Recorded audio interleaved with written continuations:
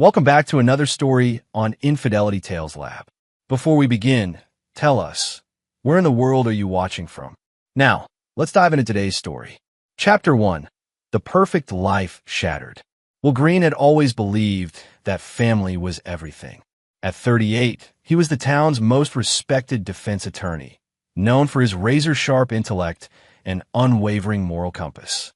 His law office overlooked the courthouse where he'd won case after case, building a reputation that extended far beyond their small town of Cedar Falls.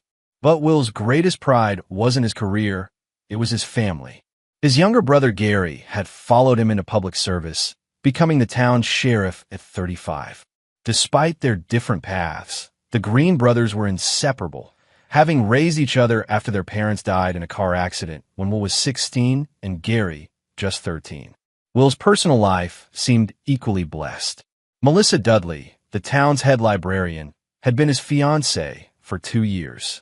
Their wedding was planned for spring, and Melissa had seamlessly integrated into the Green family. Will's 18-year-old son Brian, from his first marriage to his late wife Sarah, adored Melissa and had started calling her mom within months of their engagement. The first crack in Will's perfect world appeared on a Tuesday evening in October. He was working late, preparing for a high-profile case involving local businessman Manuel Farley, who was accused of insurance fraud. Will had taken the case pro bono, believing in Farley's innocence despite the mountain of circumstantial evidence. His phone buzzed with a text from an unknown number. Check your fiancé's computer. Password is Green 2025. Truth hurts. Will dismissed it as someone trying to sabotage his relationship, but curiosity gnawed at him. 3 days later, while Melissa was at her book club, he found himself sitting at her laptop. His hands trembled as he typed the password. What he found turned his world upside down. Encrypted files, financial records showing large cash deposits, and most damning of all, communications with someone identified only as AH. The messages detailed a plan to frame Manuel Farley, involving planted evidence and forged documents. The final message made Will's blood run cold. Phase 2 begins next week. Will Green goes down. His reputation will ensure no one believes his protests. Will spent the weekend in a daze, trying to process the betrayal. Melissa, the woman he loved, was not just cheating on him. She was part of a conspiracy to destroy him. But who was H? And why target him? The answer came Monday morning when FBI agents surrounded his office. The search warrant was signed by his own brother. Chapter 2. The Arrest. Will Green, you're under arrest for conspiracy to commit insurance fraud, tampering with evidence, and obstruction of justice. Agent Patrick Whitehead's voice was cold, professional. Will recognized him. They'd worked together on several cases over the years. This is ridiculous, Will said, maintaining his composure even as handcuffs clicked around his wrists. I'm the attorney defending against these charges, not perpetrating them. Evidence suggests otherwise, Whitehead replied grimly. We found forged documents in your office safe, along with $50,000 in cash that matches the serial numbers from Farley's missing insurance payout. Will's mind raced. He'd never seen that money before, and the documents Whitehead described were completely foreign to him. Someone had planted evidence in his own office, someone with access. The perp walk through the courthouse was a nightmare. Reporters shouted questions, cameras flashed, and Will saw the shock and betrayal in the faces of colleagues who'd respected him for years. But the worst moment came when they brought him to the county jail. Sheriff Gary Green stood waiting in the booking area, his face a mask of cold fury. Well, my big brother, the righteous attorney, turns out to be just another corrupt lawyer. Gary, you know me better than anyone, Will said desperately. I'm being framed. Someone planted that evidence. Gary's laugh was bitter. 23 years I've looked up to you, Will. 23 years of believing you were better than everyone else. And all this time, you've been as dirty as the criminals you defend. Listen to me. No, you listen. Gary leaned close, his voice dropping to a whisper.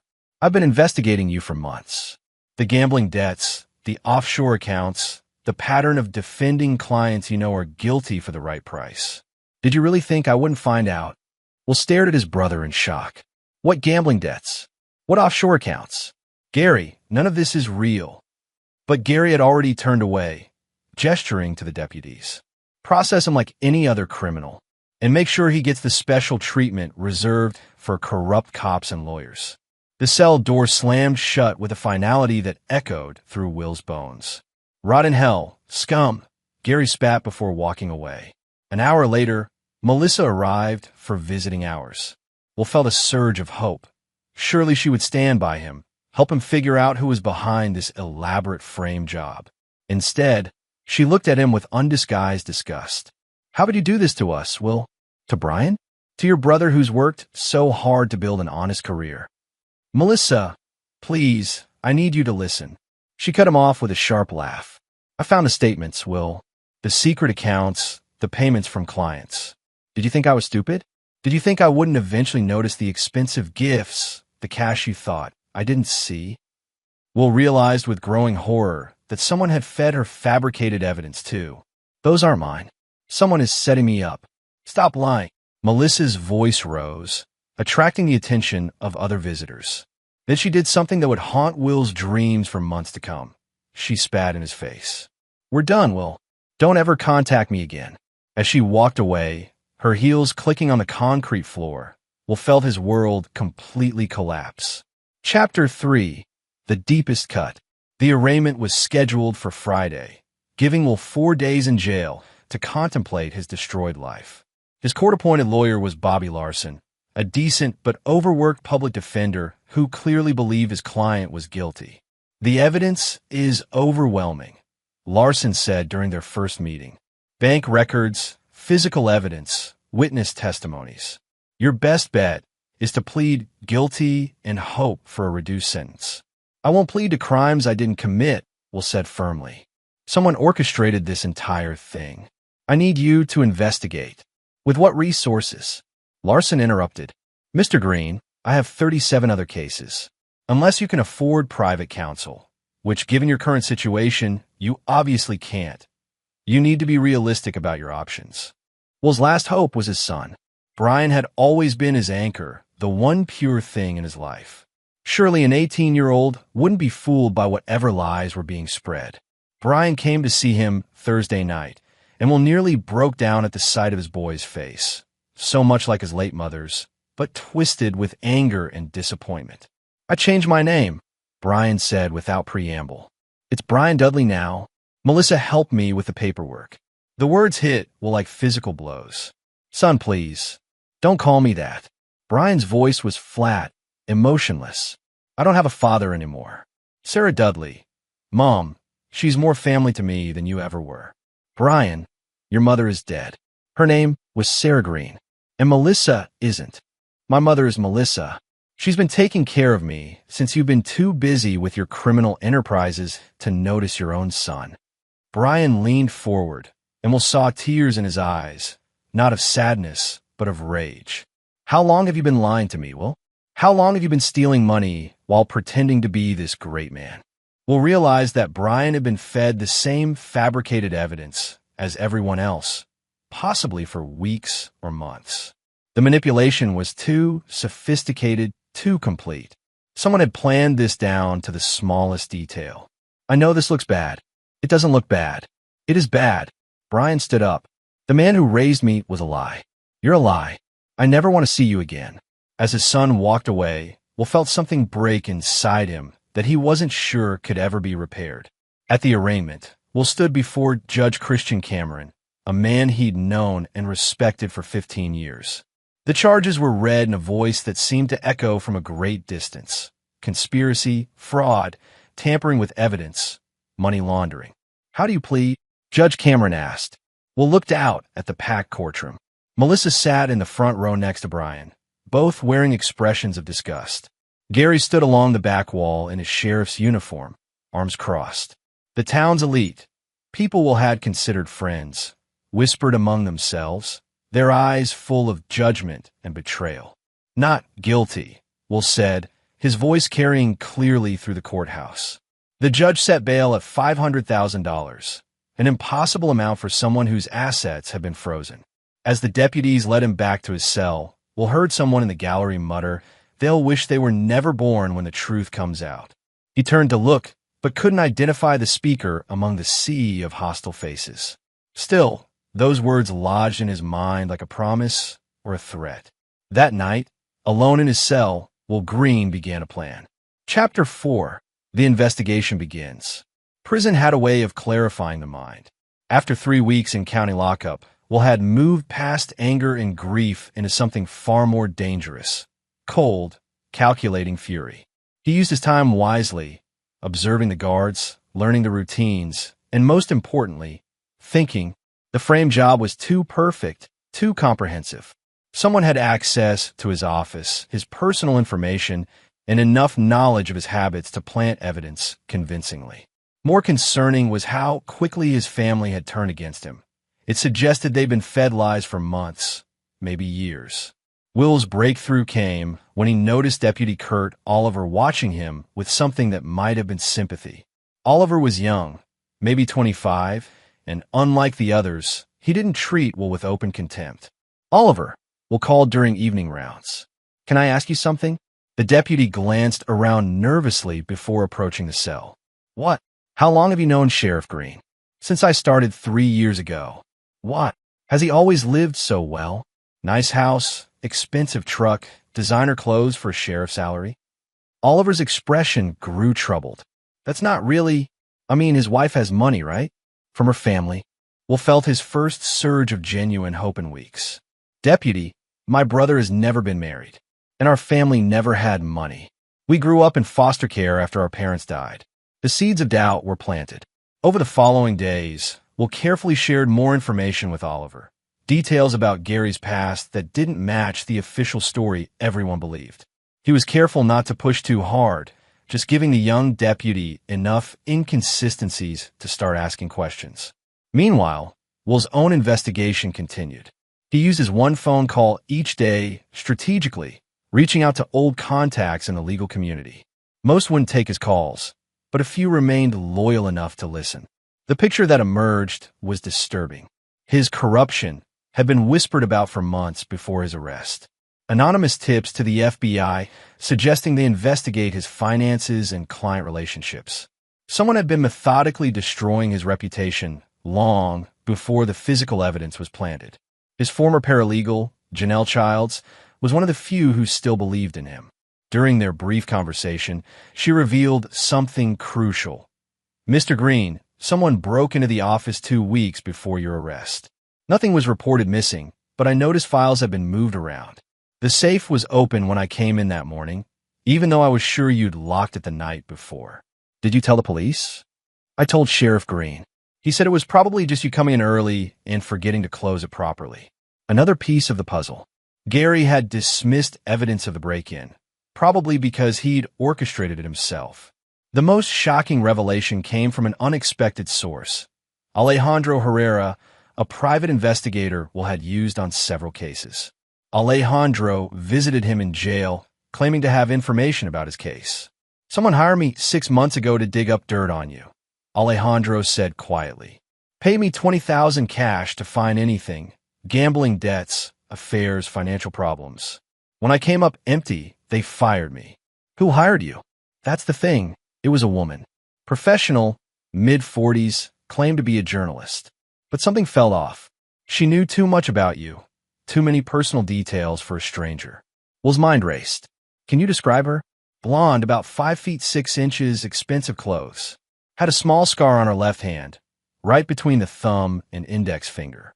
Will's blood turned to ice. He knew that scar intimately. Melissa had cut herself on a broken wine glass during their first Christmas together. But this meant she'd been planning his destruction for at least 6 months before his arrest. Chapter 5. Allies and Revelations. The breakthrough came when Deputy Oliver approached Will's cell with a troubled expression. Mr. Green, I need to ask you something, and I need you to be straight with me. Always. Your brother's living in a house worth $500,000. Drives a truck that costs more than my yearly salary. I looked into it. There's no rich wife, no family money. Where's it coming from? Will chose his words carefully. Kurt, what would you say if I told you that my brother has been taking bribes from local criminals for years? That he's been covering up crimes, and eliminating threats to his operation? I'd say that's a serious accusation. It's also the truth. And I think I was getting too close to evidence that would expose him. Oliver was quiet for a long moment. The Manuel Farley case. You were defending him against insurance fraud charges. Right. And I was winning. I had evidence that someone else had orchestrated the fraud and was using Farley as a scapegoat. Jesus, Oliver breathed. If you're right, I need your help, Kurt. But I understand if you can't. No, Oliver said firmly.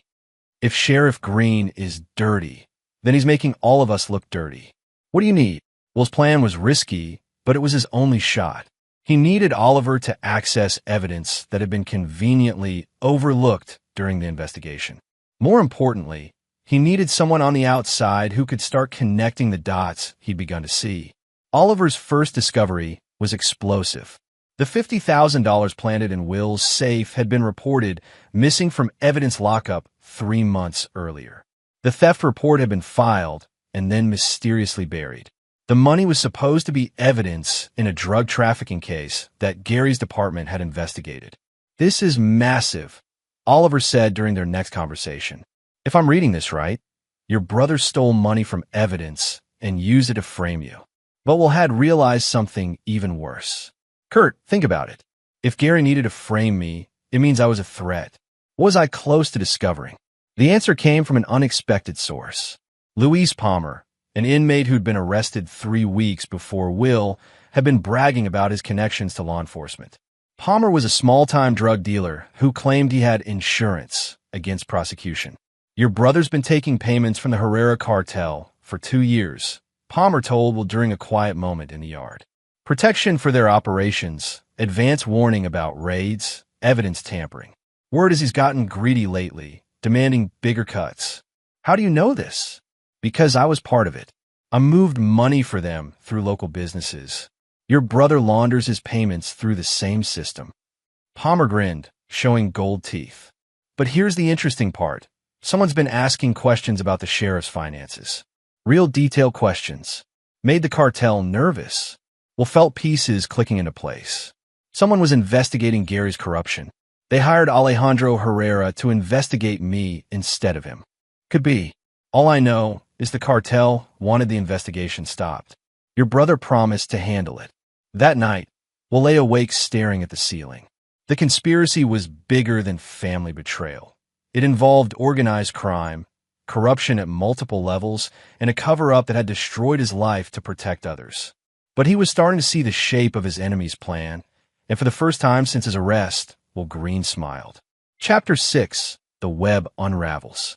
Will's legal situation seemed hopeless, but his real work was just beginning. Through carefully orchestrated conversations with Kurt Oliver, he began building a case that would destroy his enemies from within. The first breakthrough came when Oliver discovered that the FBI investigation into Will had been based entirely on anonymous tips and evidence provided by the sheriff's department. No independent investigation had been conducted. They'd simply trusted Gary Green's reputation and the planted evidence. The timeline doesn't work, Oliver explained during a clandestine meeting in the jail's chapel. The FBI received their first tip about you 6 weeks before the Farley case even went to trial. How could you be conspiring to help a client you hadn't even met yet? Well, I'd figured out that part already. Because I wasn't the original target. Gary was probably being investigated for corruption, and he needed a scapegoat. Who better than his own brother, the respected attorney? But the real revelation came when Oliver brought news about Melissa. She hadn't just betrayed Will. She'd been feeding information about him to someone else for months. I followed her after a book club meeting, Oliver said. She met with a man at the Riverside Motel. Middle-aged, expensive suit, definitely not from around here. Will's blood chilled as Oliver described the man. He matched the description of Adrian Simpson, a lawyer who worked for organized crime families in Chicago. Will had tangled with Simpson twice in federal cases and humiliated him both times. This isn't just about Gary's corruption, Will realized. Simpson is using my brother to get revenge on me while protecting his cartel clients. The pieces were falling into place. Simpson had identified Gary's vulnerability to corruption and exploited it. When Will's investigation into Farley threatened to expose the money laundering operation, Simpson activated his contingency plan. Melissa had been recruited as an inside source, probably seduced into believing she was helping expose Will's fictional crimes. Oliver's investigation revealed the true scope of the conspiracy. Gary had been taking payments from the cartel for 2 years, but he'd gotten sloppy. Will's reputation for thorough investigation made him a threat. If he dug deep enough into Farley's case, he might uncover the entire operation. But why frame you specifically? Oliver asked. Why not just transfer the case to another attorney? Well, I've been wondering the same thing until he remembered something from years ago. I testified against Simpson in a federal case 5 years ago. His client got 25 to life because of my testimony. Simpson swore he'd destroy me someday. The revenge was personal, but it was also practical.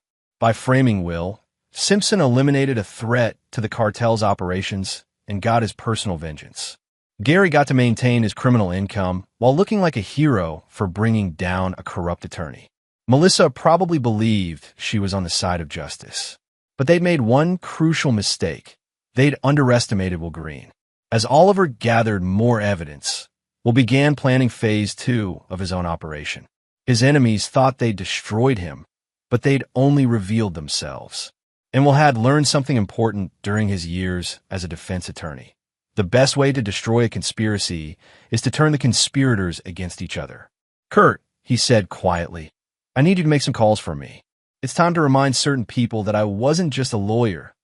I was a very good lawyer. Chapter 7. The Counterattack.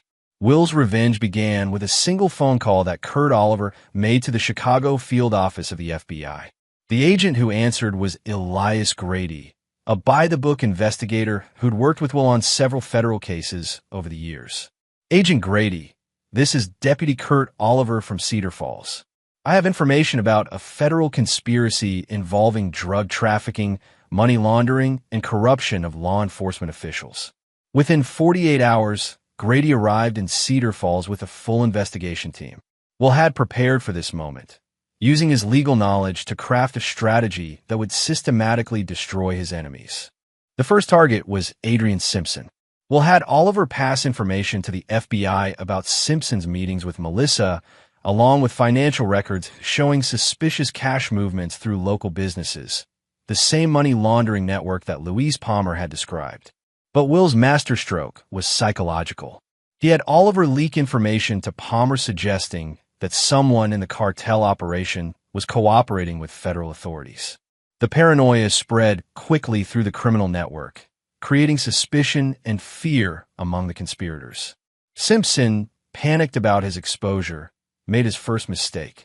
He contacted Gary directly from Chicago, ordering him to eliminate any remaining evidence.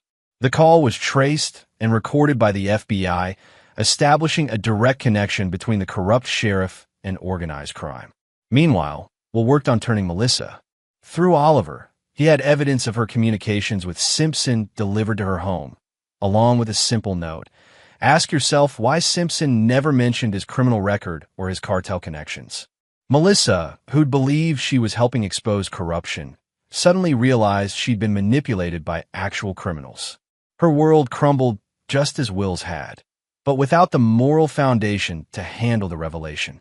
She began drinking heavily and making desperate phone calls to Simpson, demanding explanations. Those calls led the FBI straight to Simpson's operation. Brian was the wild card in Will's plan. The boy had legally changed his name and was living with Melissa, believing his father was a criminal. Will knew that direct contact would backfire, so he chose a more subtle approach. He had Oliver leave evidence where Brian would find it. Not about Will's innocence, which the boy wouldn't believe, but about the dangerous people surrounding him. Photos of Simpson meeting with known cartel members. Records of Gary's suspicious finances. Most importantly, evidence that Melissa had been lying about Will's supposed crimes for months. Brian was 18, not stupid. When he started finding inconsistencies in the stories he'd been told, his natural intelligence led him to ask questions. Why had his father's corruption only come to light after he started defending Manuel Farley? Why were all the witnesses against his father connected to Sheriff Green's department? The final piece was Gary himself. Will knew his brother's weakness, pride and greed in equal measure. Through Oliver, Will leaked information suggesting that Simpson was planning to eliminate Gary once the heat died down. After all, a dead sheriff couldn't testify about cartel bribes. Gary, terrified and paranoid, made the fatal mistake of trying to cut his own deal with the FBI. Chapter 8. The Trap Springs. The confrontation Will had orchestrated came to a head on a cold November morning, exactly 6 weeks after his arrest. Agent Grady had been building his case systematically, following the breadcrumbs Will had laid through Oliver. Simpson made his first major error when he returned to Cedar Falls personally. He was panicked, knowing that the FBI was closing in and he needed to tie up loose ends. His meeting with Gary at an abandoned warehouse on the outskirts of town was monitored by federal agents. We'll listen to the recording later, marveling at how quickly criminals turned on each other when survival was at stake. You promised me this would be clean. Simpson's voice was sharp with anger. You said your brother would be discredited and the investigation would die. I did what you asked, Gary replied, but there was fear in his voice. Will is in jail. His reputation is destroyed. And now the FBI is investigating me directly. They have financial records, communication intercepts. This is turning into a disaster. Maybe we should cut our losses. Our losses? Simpson's laugh was cold. Sheriff, you seem to have forgotten that I have enough evidence to send you to death row. You've been facilitating drug trafficking that's killed dozens of people in this state. The recording captured the sound of a gun being drawn. Here's what's going to happen, Simpson continued. You're going to eliminate the remaining threats. Your brother, the deputy who's been asking questions, anyone else who might connect us to this operation. You want me to kill Will. I want you to make it look like a jailhouse suicide. Man overcome with guilt kills himself before trial. Very tragic. But Gary Green, for all his corruption, wasn't a murderer. I can't. He's my brother. Then you're of no use to me. The gunshot echoed through the warehouse, but it wasn't Gary who fell. FBI snipers had been positioned around the building, and Simpson died before he could pull the trigger. Gary, faced with irrefutable evidence of the conspiracy against Will, finally broke down and confessed everything. Chapter 9. Justice Served. The truth, when it finally emerged, was even more damning than Will had imagined. Gary's confession revealed a corruption network that stretched across 3 counties and involved millions of dollars in drug money. Simpson had been the architect, using compromised law enforcement officials to protect cartel operations throughout the Midwest. Will's case was dismissed with prejudice, and Agent Grady personally delivered the news to his jail cell. I owe you an apology, Grady said, and probably a debt of gratitude. Your brother's operation was funding some of the most violent criminal organizations in the country. But Will's attention was focused on the personal betrayals that had cut him deepest. As he walked out of jail a free man, he found Brian waiting by the entrance. Dad, the boy said, tears streaming down his face. I'm sorry. I'm so sorry I didn't believe you. Will embraced his son, feeling a weight lift from his chest. You were manipulated by experts, Brian. Adults with decades of experience fell for their lies. I don't blame you for anything. Brian had legally changed his name back to Green and moved out of Melissa's house the moment he realized the truth. She tried to convince me you were dangerous even after the FBI cleared you. Said the evidence was fabricated to protect you. Melissa's downfall was perhaps the most complete. Faced with federal charges for conspiracy and evidence tampering, she tried to claim she was an innocent victim of Simpson's manipulation. But Will's careful evidence collection had documented her willing participation in the frame job. The recording devices Oliver had planted in her house, perfectly legal with an FBI warrant, captured her celebrating Will's arrest with Simpson. That arrogant bastard finally got what he deserved. Her voice was clear on the tape. 20 years I've been waiting to see Will Green brought down. 20 years. Will realized that Melissa's hatred went back to his first marriage, to some imagined slight or rejection that had festered into deadly obsession. She'd seduced him specifically to get close enough to destroy him. In court, facing 25 years in federal prison, Melissa finally showed her true face. You think you've won? She screamed at Will from the defendant's table. "You think this is over? I'll find a way to destroy you even from prison." But Will had learned something during his weeks of planning revenge. The most satisfying victory isn't destruction, it's justice. Melissa would spend the best years of her remaining life in federal prison. Simpson was dead. Gary faced life imprisonment for his role in multiple murders connected to the cartel operation. The final confrontation came at Gary's sentencing hearing. Will's brother, broken and facing the rest of his life behind bars, asked to speak privately with him. "I need you to know," Gary said quietly, "I never meant for it to go this far. When Simpson first approached me, it was just small favors. Looking the other way on some investigations. I thought I could control it. When did you decide to frame me?" Gary's voice broke. "When you started investigating Farley's case. Simpson said you'd uncover everything, that we'd both go down unless we acted first. He convinced me you'd understand, that you'd rather sacrifice yourself than see me destroyed." Will felt a strange mixture of pity and disgust for the brother he'd once loved. "You actually believed I'd want to take the fall for your crimes?" "I was desperate, Will. I owed them so much money, and they threatened to kill me if I didn't pay. So you decided to kill me instead, metaphorically speaking. I never wanted you to actually go to prison. Simpson said it would just be temporary, that the charges would be reduced once the heat died down." Will stood up, looking down at his brother. This weak, selfish man who'd thrown away everything for money and then tried to destroy the person who'd sacrificed everything to raise him. "Gary," he said quietly, "I spent weeks in jail planning elaborate revenge against you. I thought about destroying your life piece by piece, making you suffer the way you made me suffer." Gary looked up hopefully, "But then I realized something," Will continued. "You've already destroyed yourself more completely than I ever could. You lost your career, your freedom, your family, and your self-respect. There's nothing left of the brother I raised." Will walked toward the door, then paused. "The irony is if you'd just come to me when you got in trouble with the cartel, I would have helped you. I would have found a way to protect you, to get you out cleanly. That's what family does. Will, please. My brother died the day you decided to frame me for your crimes. You're just a stranger wearing his face." 3 months later, Will had rebuilt his law practice and was busier than ever. His experience as a wrongfully accused defendant had given him insights that made him an even more effective attorney. Brian had enrolled in pre-law at the state university, inspired by his father's fight for justice.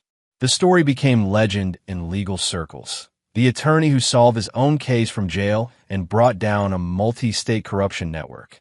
But for Will, the real victory was simpler. He was sitting in his rebuilt office, reviewing case files, when Brian called.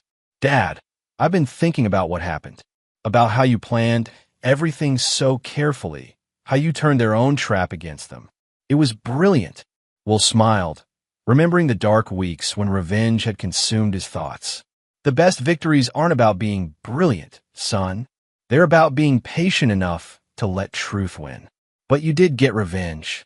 You destroyed everyone who betrayed you." "No," Will said quietly, looking out at the courthouse where justice had finally been served. "I didn't destroy them. I just gave them enough rope to hang themselves.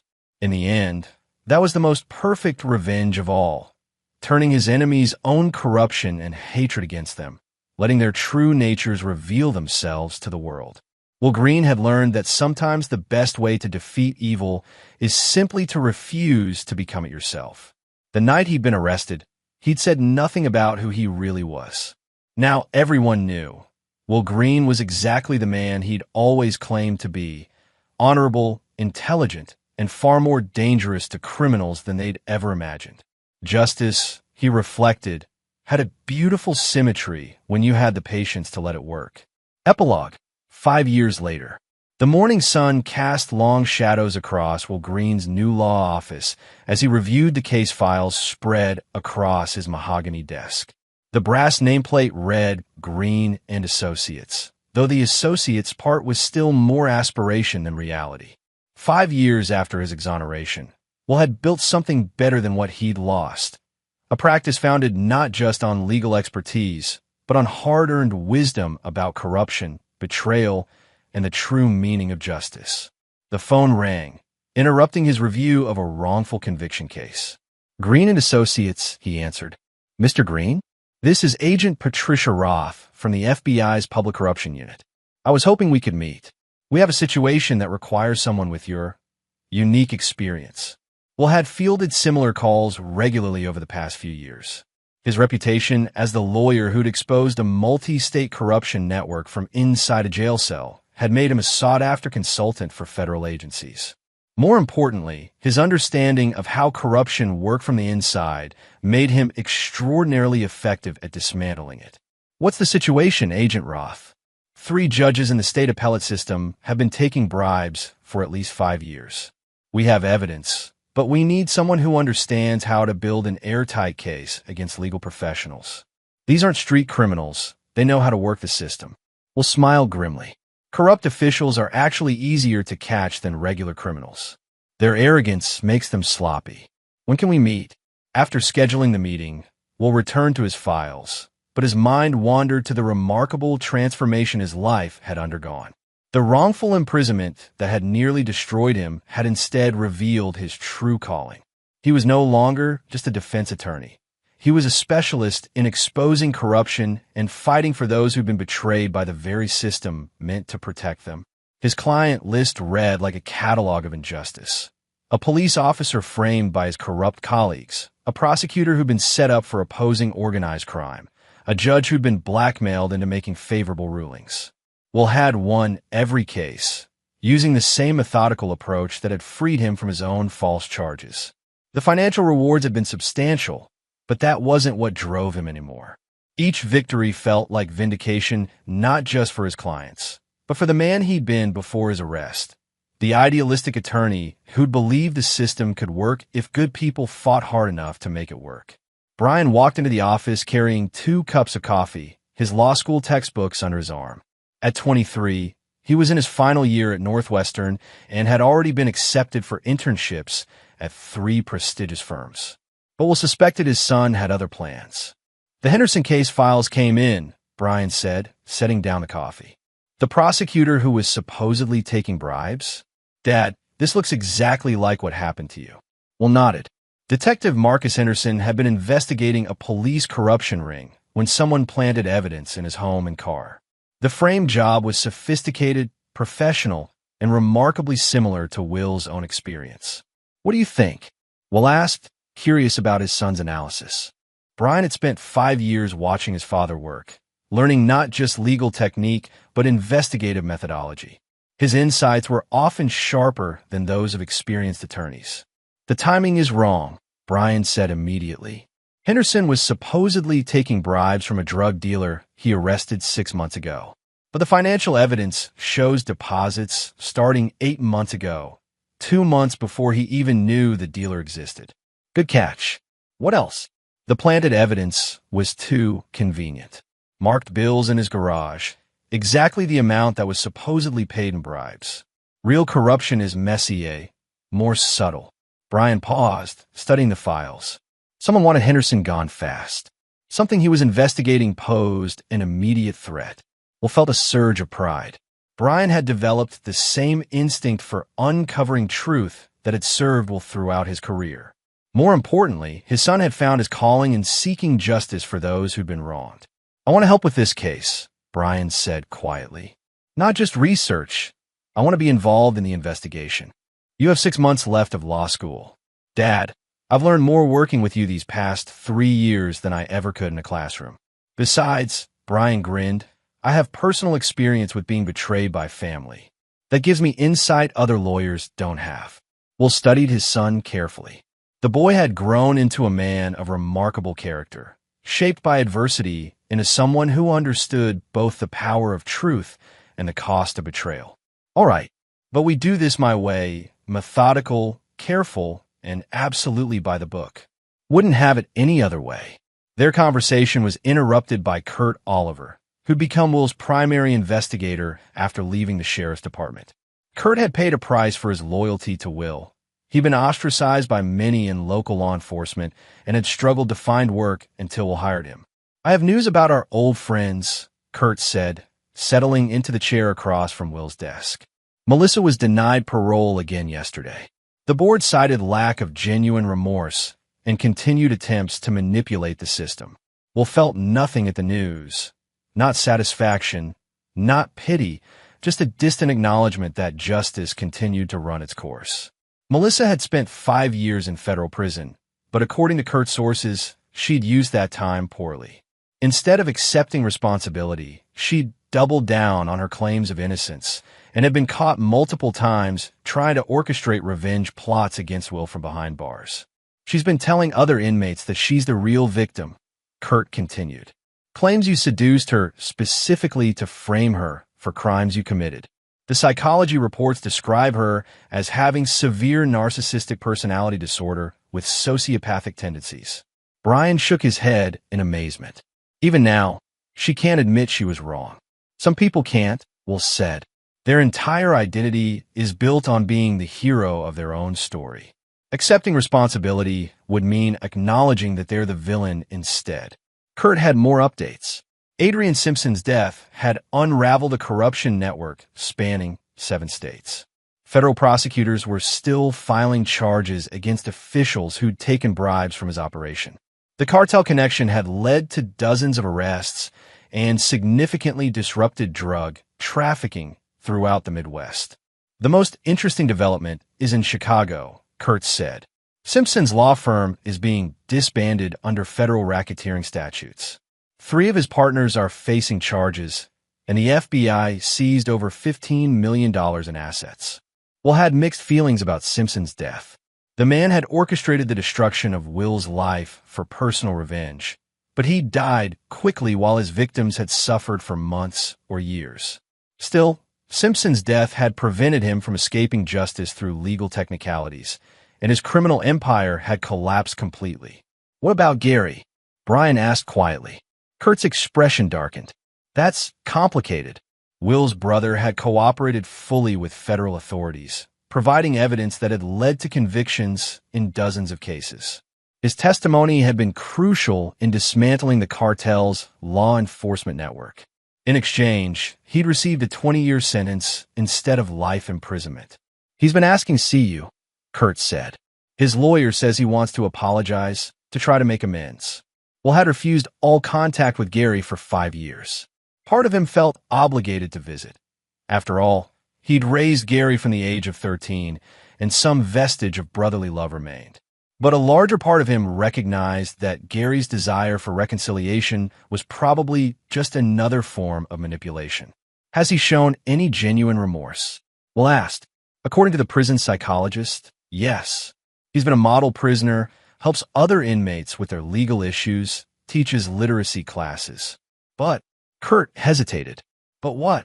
He's also been telling people that you orchestrated his downfall. Not that you were innocent. He admits that. But that you deliberately trapped him and Simpson as revenge. Will felt a familiar cold anger. Even in prison, facing the consequences of his own choices, Gary couldn't accept full responsibility. He had to make himself the victim of his brother's superior planning. Dad, Brian said carefully, maybe that's not entirely wrong. Will and Kurt both looked at him sharply. I mean, you were innocent of the original charges, Brian continued. But once you figured out what was happening, you absolutely did set traps for them. You manipulated Oliver into investigating Gary. You fed information to the FBI knowing it would lead to Simpson. You psychologically pressured Melissa into making incriminating phone calls. Are you saying I was wrong to do that? No, I'm saying you were brilliant. But Gary isn't entirely wrong about being outmaneuvered. Brian smiled. The difference is he deserved it. We'll consider this perspective. His plan had been elaborate and carefully executed, designed to turn his enemies' own corruption against them. He'd used their guilt, paranoia, and arrogance as weapons, manipulating them into destroying themselves. In a sense, Gary was right. Will had orchestrated their downfall. But unlike his brother's corruption, Will's revenge had served justice rather than personal gain. The afternoon brought a visitor Will hadn't expected, Judge Christian Cameron, who'd presided over Will's arraignment 5 years earlier. Cameron was now retired, but he'd requested a private meeting to discuss something he called a matter of conscience. I owe you an apology, Cameron said without preamble. I believe the evidence against you without question. I set your bail impossibly high because I was disgusted by what I thought you'd done. Your Honor, you did your job based on the evidence presented. No, Will. I did my job badly. Cameron's voice was heavy with regret. I'd known you professionally for 15 years. I'd seen your character, your integrity, your dedication to justice. I should have questioned evidence that seemed so contrary to everything I knew about you. Will poured the judge a cup of coffee, studying the older man's weathered face. What's really troubling you? Cameron sighed deeply. I've been reviewing cases from the past 10 years, looking for patterns. Your case made me paranoid about planted evidence and corrupted investigations. I found at least 12 other cases where the evidence seemed too convenient, too perfectly damning. 12 cases of wrongful conviction, possibly more. Will, I think Simpson's operation was bigger than anyone realized. I think they've been framing people for years, and I helped send innocent people to prison. This revelation hit Will like a physical blow. His own case hadn't been an isolated incident. It had been part of a systematic campaign to eliminate threats to organized crime operations. I need your help, Cameron continued. I need someone who understands how these frame jobs work, someone who can identify the patterns and help me get these convictions overturned. Will felt the familiar surge of purpose that had driven him since his exoneration. Judge, I think you've just given my practice a new mission. Over the following months, Will and Brian worked with Cameron to identify potential victims of Simpson's network. The work was painstaking, requiring them to review thousands of case files and identify suspicious patterns in evidence and prosecution. They found a mechanic who'd been framed for auto theft because he'd witnessed drug transactions at a shop used for money laundering. An accountant who'd been convicted of tax fraud after discovering irregularities in a client's books. A client who turned out to be a cartel front business. A journalist who'd been charged with bribery after investigating police corruption. Each case followed the same pattern. Sophisticated evidence planting, key witnesses who were later revealed to be compromised, and investigations that moved too quickly to allow for thorough defense preparation. It's like an assembly line for wrongful convictions, Brian observed after they had identified the 15th case. They had the system perfected. Will had begun filing appeals and bringing federal attention to the pattern of corruption. 3 convictions had already been overturned, and the FBI had opened a task force specifically to investigate Simpson's legacy cases. The personal cost of this work was significant. Will was often reminded of his own darkest period, reliving the helplessness and betrayal he'd felt. But he'd also found something he'd never had before his arrest, a clear understanding of his purpose in life. You know what's ironic? Brian said one evening as they worked late in the office. If Gary and Melissa and Simpson hadn't betrayed you, you never would have discovered your true calling. Will looked up from a file he was reviewing, a case involving a single mother who'd been framed for drug trafficking to prevent her from testifying against corrupt police officers. That's a dangerous way of thinking, Will replied. It suggests that suffering is justified if it leads to good outcomes. I'd rather have lived my quiet life as a small-town attorney if it meant these other innocent people were never wrongfully convicted. But you couldn't have helped them if you hadn't experienced it yourself. True, but I would have chosen a different path to wisdom if I'd had the choice. Their conversation was interrupted by a call from Agent Grady, who'd become a close friend over the years of working together on corruption cases. Will, we have a problem. A big one.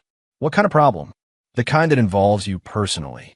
We've been monitoring communications from the federal prison where Melissa Dudley is incarcerated. She's been in contact with associates of Simpson's Chicago operation, people who weren't arrested in the original sweep. Will felt a chill. What kind of contact? She's been providing them with detailed information about your new practice, your clients, your daily routines. We think they're planning some kind of retaliation. This development forced Will to confront an uncomfortable truth. His victory over his enemies hadn't ended the threat they represented. Simpson's death had created a power vacuum in his criminal organization, and someone had decided that eliminating Will Green was necessary for the group's survival. How serious is the threat? Brian asked when Will explained the situation. Serious enough that Agent Grady wants us to consider witness protection. Are we going to do it? Will looked at his son, this young man who'd been shaped by betrayal into someone strong enough to stand with his father against any threat. No, Will said firmly. We're not running from criminals. We're going to do what we do best. We're going to expose them and let the justice system handle the rest. The investigation into the new threat revealed the scope of Simpson's legacy. His criminal organization hadn't died with him. It had simply reorganized under new leadership.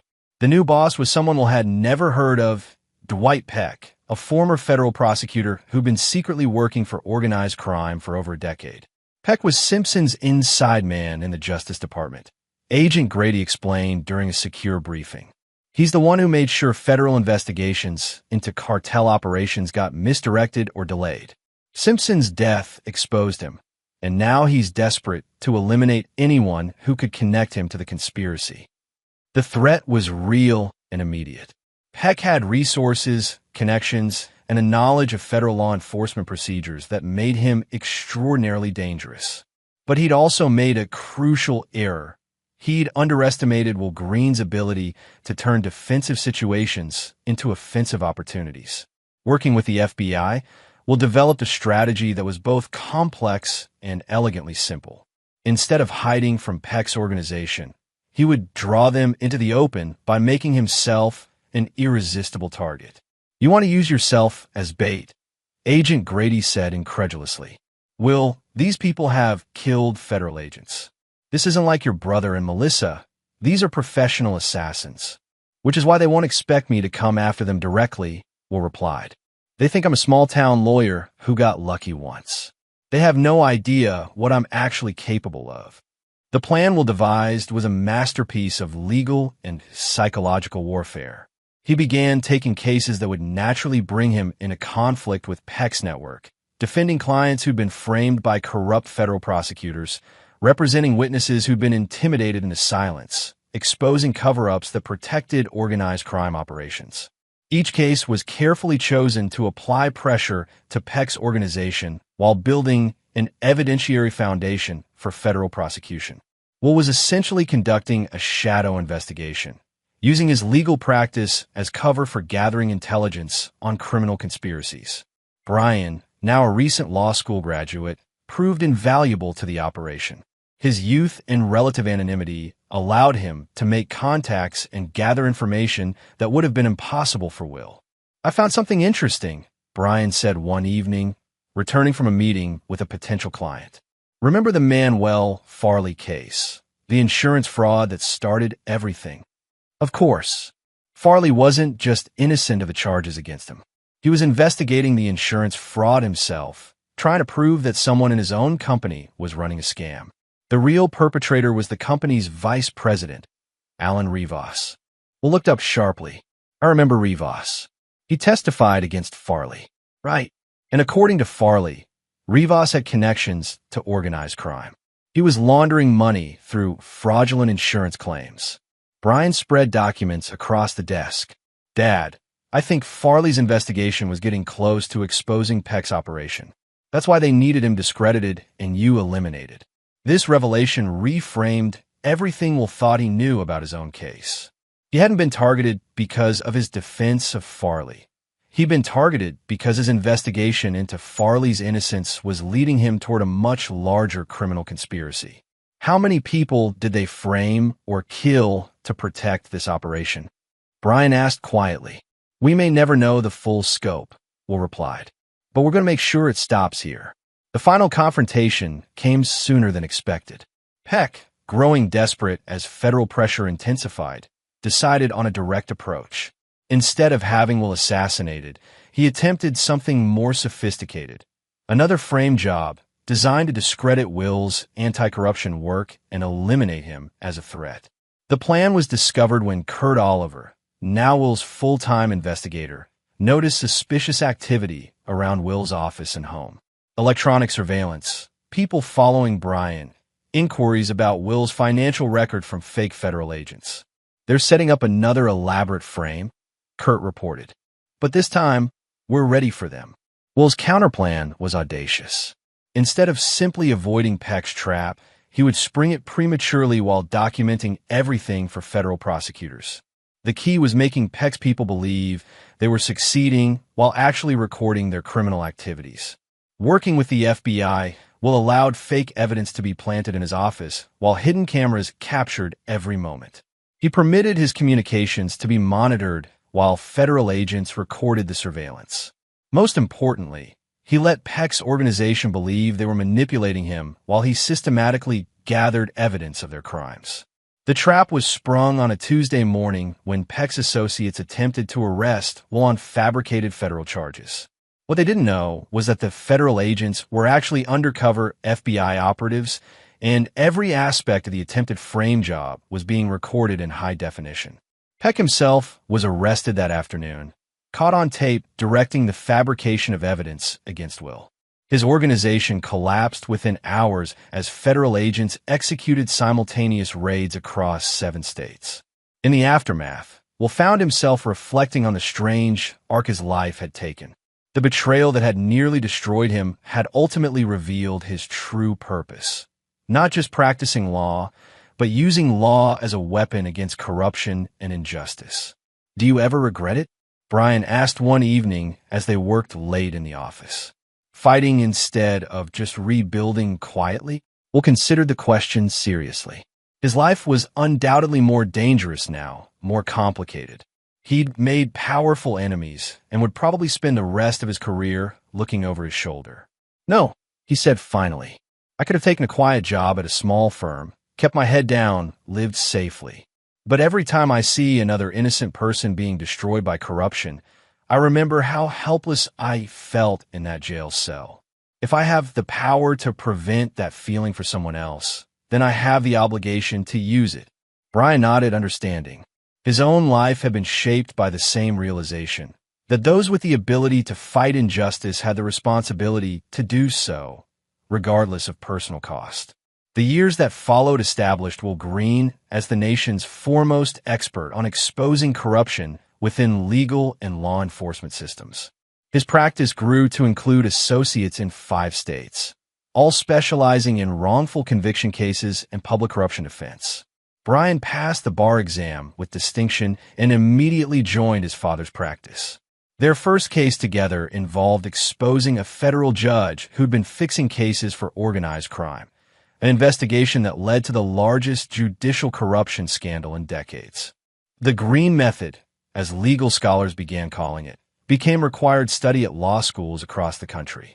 The approach combined traditional legal research with investigative techniques, psychological manipulation of suspects, and strategic use of media pressure to expose corruption.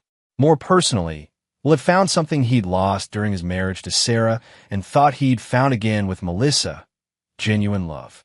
Dr. Aaron Green, a forensic psychologist who'd worked on several of his cases, had gradually become his closest friend and eventually his partner. Unlike his previous relationships, this one was built on shared professional respect and complete honesty about their pasts. "I know what you're capable of when you're betrayed," Aaron told him during one of their late-night conversations. "That doesn't scare me. It makes me trust you more. Someone who survived what you've survived and remained capable of love is someone worth loving."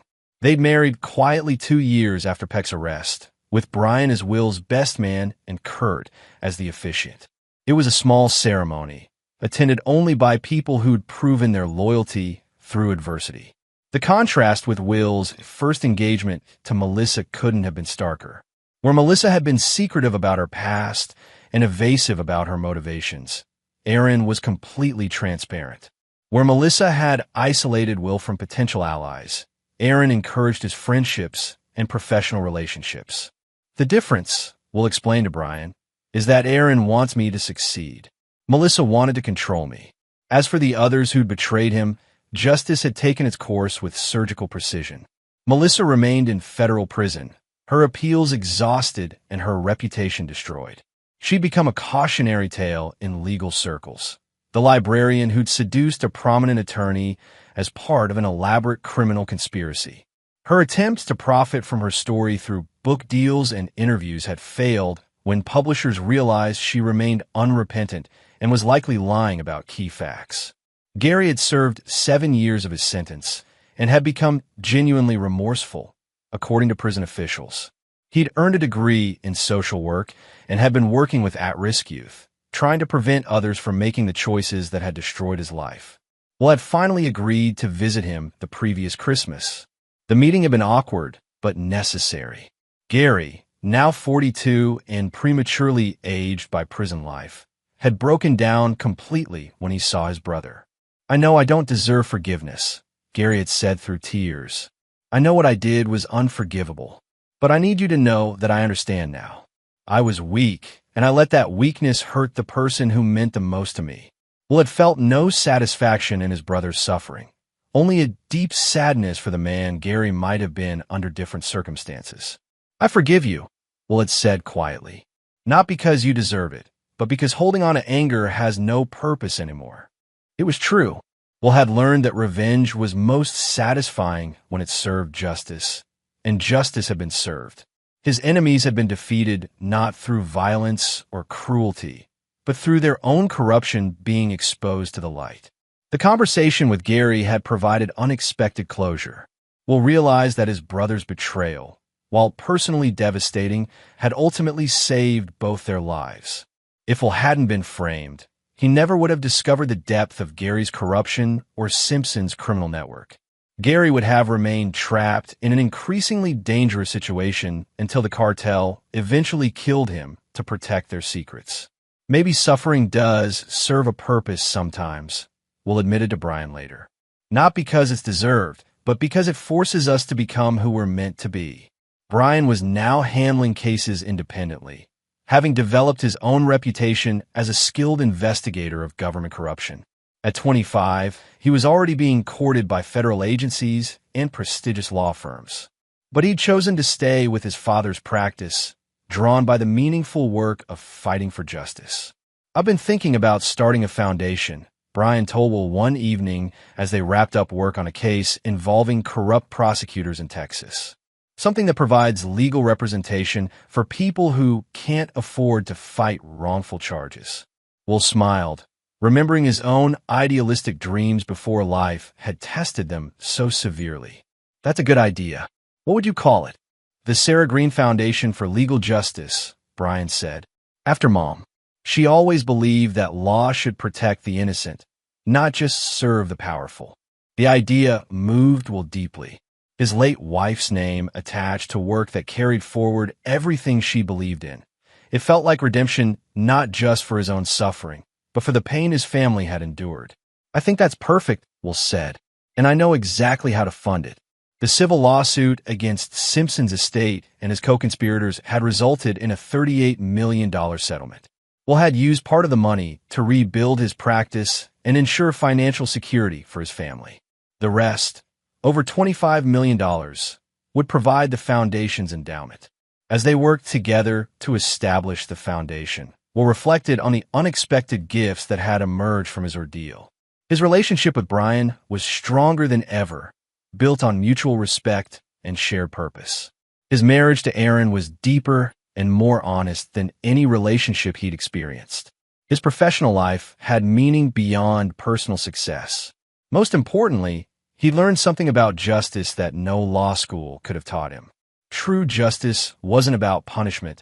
It was about restoration, restoring innocent people to freedom, restoring faith in legal institutions, restoring the balance between those who serve the law and those who try to corrupt it. The final validation came 5 years after Peck's arrest, when Will received an unexpected visitor. Manuel Farley, the man whose case had started everything, came to the office with news that brought the story full circle. "Mr. Green," Farley said, his voice emotional, "I wanted to thank you personally, not just for defending me, but for everything that came after. I'm not sure I understand. The investigation that cleared your name also exposed the insurance fraud network that had been operating for years. 23 people who'd been falsely accused or wrongfully convicted have been exonerated. The company I worked for has paid out over $60 million in settlements to victims." Farley paused, gathering his composure. "But more than that, your case changed how the FBI investigates corruption. The procedures they developed, while working with you have exposed criminal networks in 12 states. You didn't just clear your own name. You created a system that's protecting innocent people across the country. Will felt a profound sense of completion. The betrayal that had nearly destroyed him had ultimately led to a legacy of protection for others who faced similar injustice. That evening, Will stood in his office looking out at the courthouse where his nightmare had begun. The building looked the same, but everything else had changed. Where once he'd felt betrayed and alone, he now felt surrounded by allies committed to the same cause. Where once he'd trusted blindly, he now trusted wisely. Where once he'd been naive about the depth of human corruption, he now understood both its power and its weaknesses. Brian joined him at the window, now a partner in the practice and co-founder of the foundation that bore his mother's name. Any regrets? Brian asked. Will thought about Melissa rotting in federal prison, still convinced she was the victim. He thought about Gary, genuinely reformed, but serving the consequences of his choices. He thought about Simpson, dead before he could face justice for all his crimes. He thought about Peck and the dozens of other corrupt officials whose careers and lives had been destroyed when their corruption was exposed. No, Will said finally, I wouldn't change anything. Even the betrayal, even the jail time. It all led here, to this moment, to this work. I'm exactly where I'm supposed to be. As father and son continued their work into the night, Will reflected on the most important lesson his ordeal had taught him. That sometimes the greatest victories come not from avoiding suffering, but from transforming it into purpose.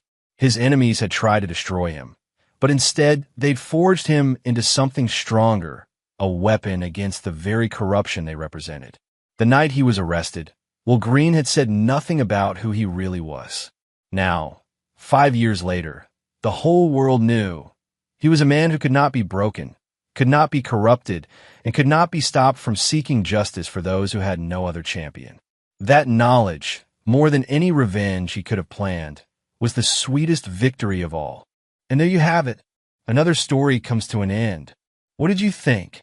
I'd love to hear your thoughts in the comments below. If you enjoy this story, consider joining our community by subscribing. It means the world to us.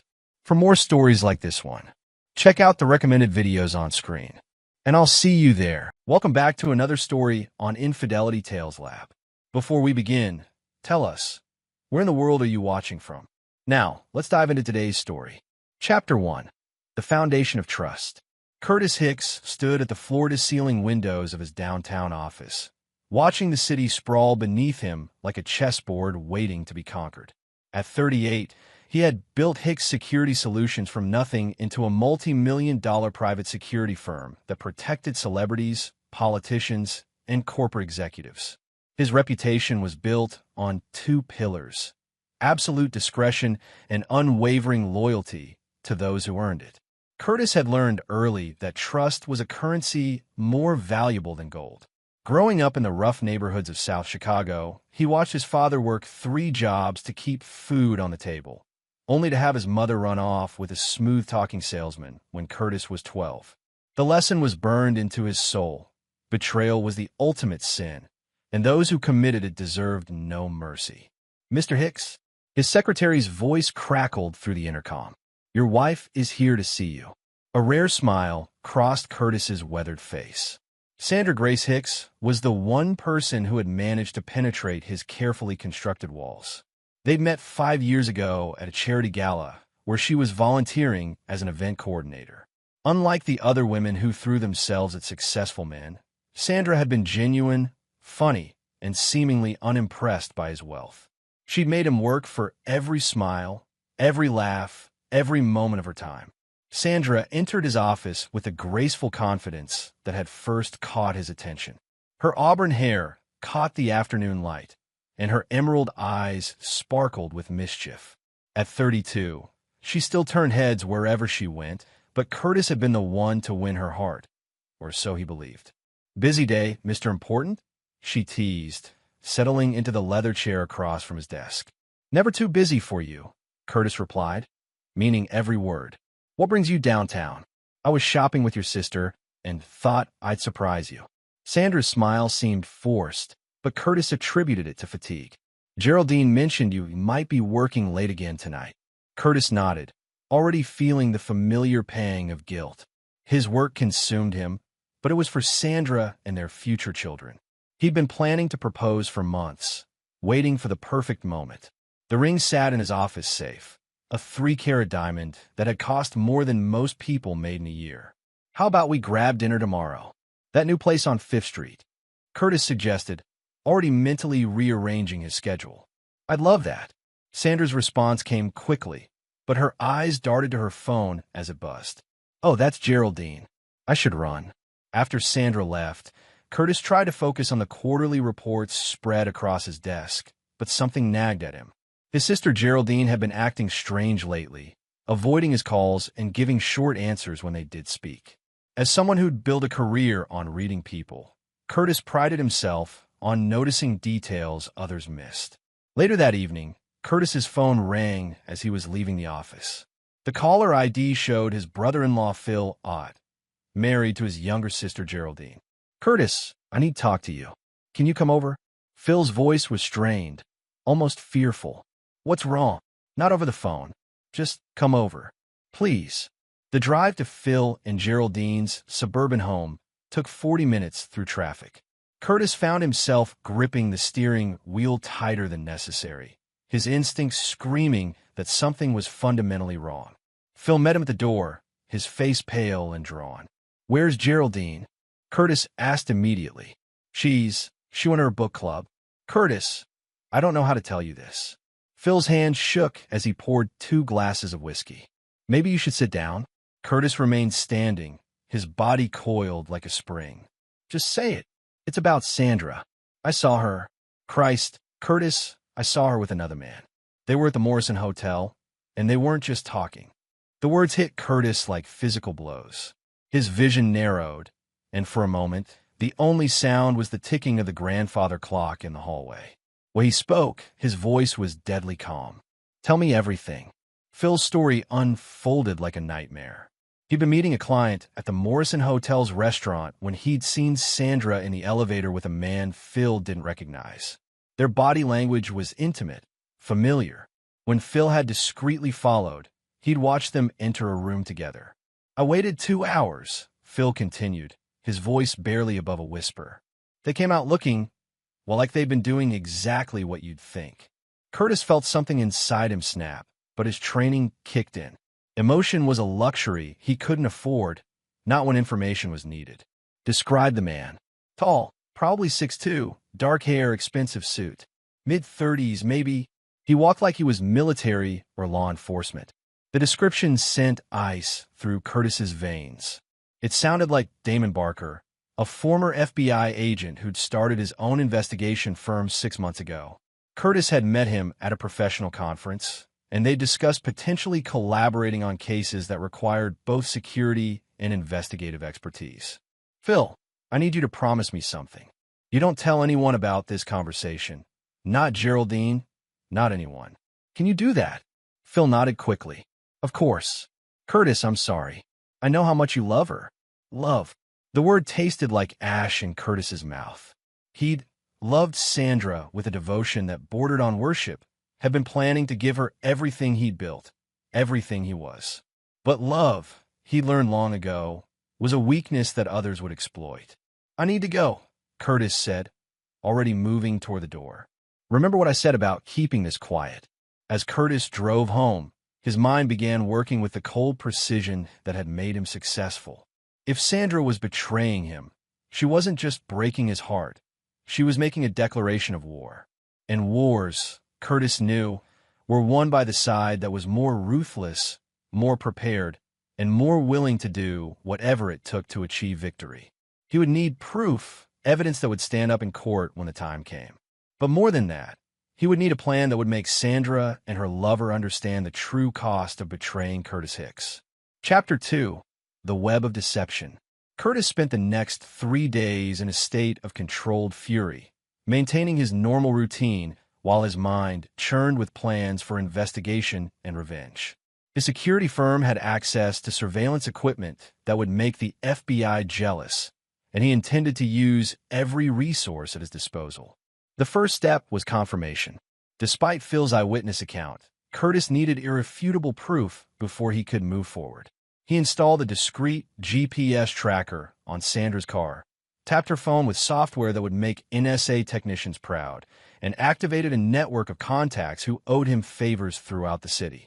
The evidence came faster than he'd expected. Sandra's movements painted a clear picture. Regular visits to the Morrison Hotel, always on days when Curtis would be working late. Phone records showed a pattern of calls to a number registered to Damon Barker's firm. Text messages, recovered through sophisticated software, were damning in their intimacy. But Curtis discovered something that made his blood freeze. The affair wasn't recent. It had been going on for over a year. Sandra had been playing the loving girlfriend while secretly meeting Barker almost weekly. Every shopping trip, every girls' night out, every excuse had been a carefully constructed lie. Even worse, Curtis found evidence that Sandra had been feeding information about his business to Barker. Client lists, security protocols, even details about his personal finances, all of it had been shared with her lover. The betrayal wasn't just personal, it was professional espionage. On Thursday evening, Curtis sat in his home office, surrounded by printed emails, photographs, and financial records. His phone rang, and Sandra's face appeared on the screen, smiling at him from a photo taken during their vacation in Tuscany last year. "Hey, honey." Her voice was warm, affectionate. "I know you're working late, but I wanted to hear your voice." "Hi, beautiful," Curtis replied, his voice steady despite the rage building inside him. "How was your day?" "Oh, boring stuff. I had lunch with Kathleen Jones from the charity board, then spent the afternoon at the spa. I'm exhausted." Curtis looked at the photograph on his desk, showing Sandra entering the Morrison Hotel at 2:47 p.m., her hand intertwined with Damon Barker's. The timestamp showed she'd been there for 3 hours. "That sounds relaxing," he said. "I should be home by 9. I'll wait up for you," Sandra purred. "I've missed you." After ending the call, Curtis poured himself 3 fingers of bourbon and began formulating his plan. Simple revenge wouldn't be enough. Sandra and Barker had conspired to betray him in the most fundamental way possible, and they would pay accordingly. The next morning, Curtis called his sister Geraldine, asking her to meet him for lunch. They sat in a quiet booth at an upscale restaurant, and Curtis studied his sister's face as she spoke about her volunteer work and Phil's recent promotion. "Geraldine," Curtis said carefully, "I need to ask you something, and I want you to be completely honest with me." Her face paled slightly. "What is it? How long have you known about Sandra's affair?" The question hung in the air like a sword.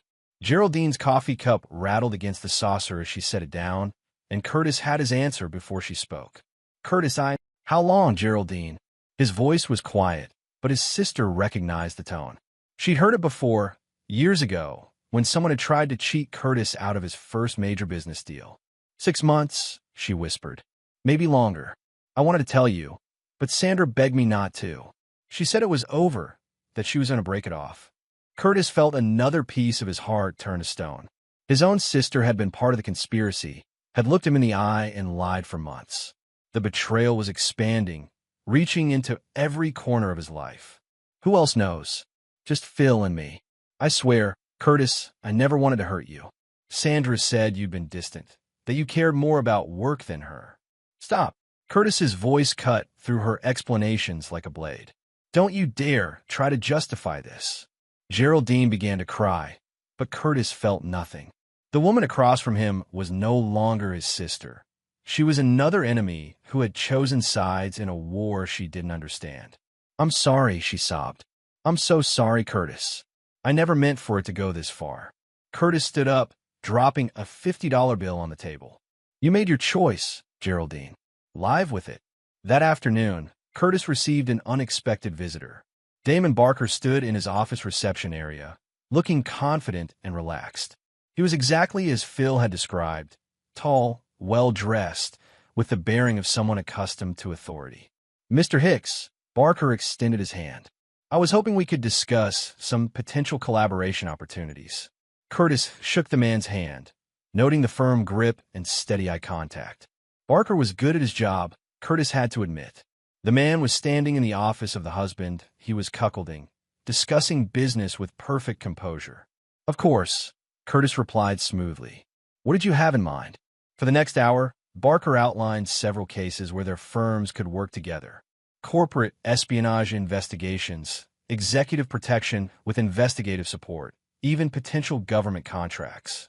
The irony wasn't lost on Curtis. The man who was betraying him was also trying to profit from their association. I think we could do great things together, Barker concluded. I believe in building relationships based on trust and mutual benefit.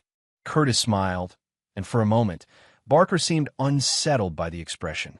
Trust is indeed the foundation of any successful partnership, Mr. Barker. I've always believed that people who betray trust should face consequences. Absolutely, Barker agreed, missing the subtle threat entirely.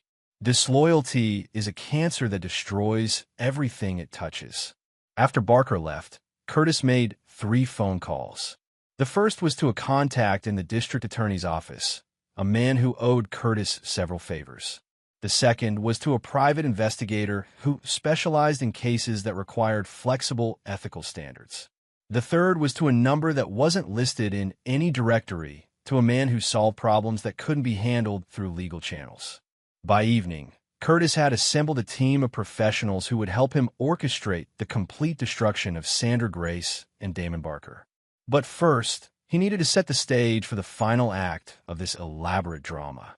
Chapter 3. The Trap Springs. Curtis spent the weekend playing the role of the loving boyfriend with Oscar-worthy performance. He took Sandra to their favorite restaurant, bought her expensive jewelry, and made love to her with a passion that surprised even him. But beneath the surface, he was studying her like a lab specimen, cataloging every lie, every false smile, every moment of deception. On Monday morning, Curtis implemented the first phase of his plan. He called Sandra from his office, his voice filled with excitement. "Darling, I have incredible news. Remember that government contract I've been pursuing? The one for embassy security in Eastern Europe?" "Of course," Sandra replied, though Curtis could hear the distraction in her voice. She was probably texting Barker. "I got it. $20 million over 3 years. This is going to change everything for us." Curtis paused for effect. "I'm going to need someone I trust completely to help me manage the operational details. Someone who knows my business inside and out." "Curtis, that's amazing. I'm so proud of you. There's more. I've been thinking about our future, about what we mean to each other. Sandra, I want to make this official. I want to make you my partner in every sense of the word." The silence on the other end stretched for several seconds. "What do you mean?" "I mean marriage, Sandra. I want to marry you, and I want you to be my business partner. Full access to everything, complete transparency. We'll be a team in every way possible." Curtis could almost hear Sandra's mind racing. The prospect of marrying a man worth tens of millions while maintaining her affair with Barker would be too tempting to resist. She would see it as the ultimate victory, having both the financial security Curtis provided and the passion she found with her lover. "Curtis, this is so sudden. Are you sure?" "I've never been more sure of anything in my life." "Say yes, Sandra. Say you'll marry me." "Yes," she whispered, and Curtis could hear the tears in her voice. Real tears, which made her betrayal even more despicable. "Yes, of course I'll marry you." That afternoon, Curtis met with his team in a secure conference room. The group included Luther Baker, a former military intelligence officer who now handled special projects, and Myron King, a cybersecurity expert who could manipulate digital evidence with surgical precision. "Gentlemen," Curtis began, "I need you to understand that what we're about to do operates in several gray areas of the law. Anyone who's uncomfortable with that can leave now with full payment and no questions asked." No one moved. "Good. Here's what we're going to do. In 3 days, I'm hosting an engagement party at my house.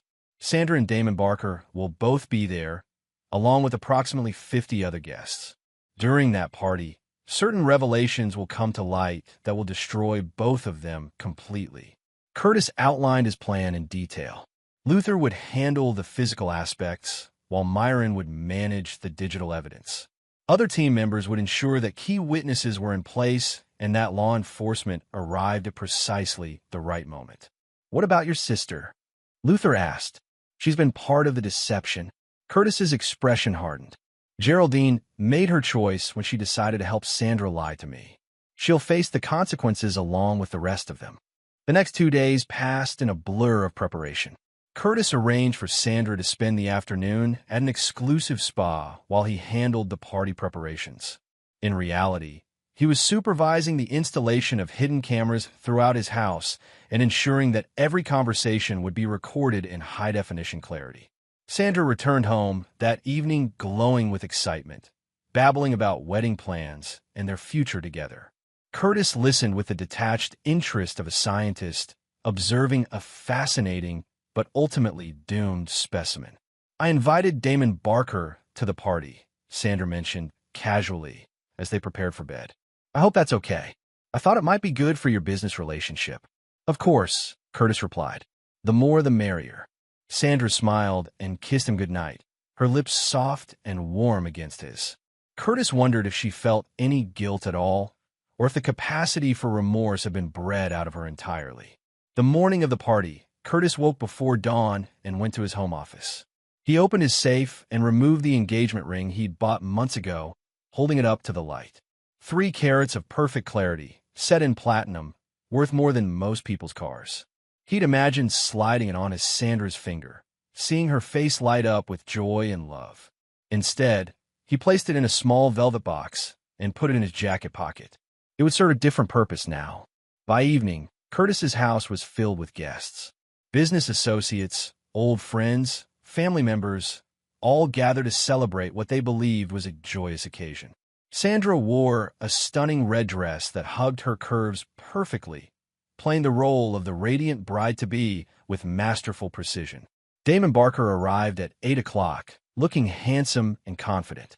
He congratulated Curtis with apparent sincerity, shook hands with Sandra as if they were casual acquaintances, and mingled with the other guests with practiced ease. At 9:30, Curtis called for everyone's attention. He stood in the center of his living room, Sandra at his side, holding a glass of champagne.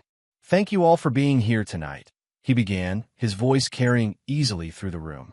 "You're here to celebrate my engagement to Sandra, but before we make this official, I want to share something with all of you." Curtis reached into his jacket and pulled out a thick manila envelope.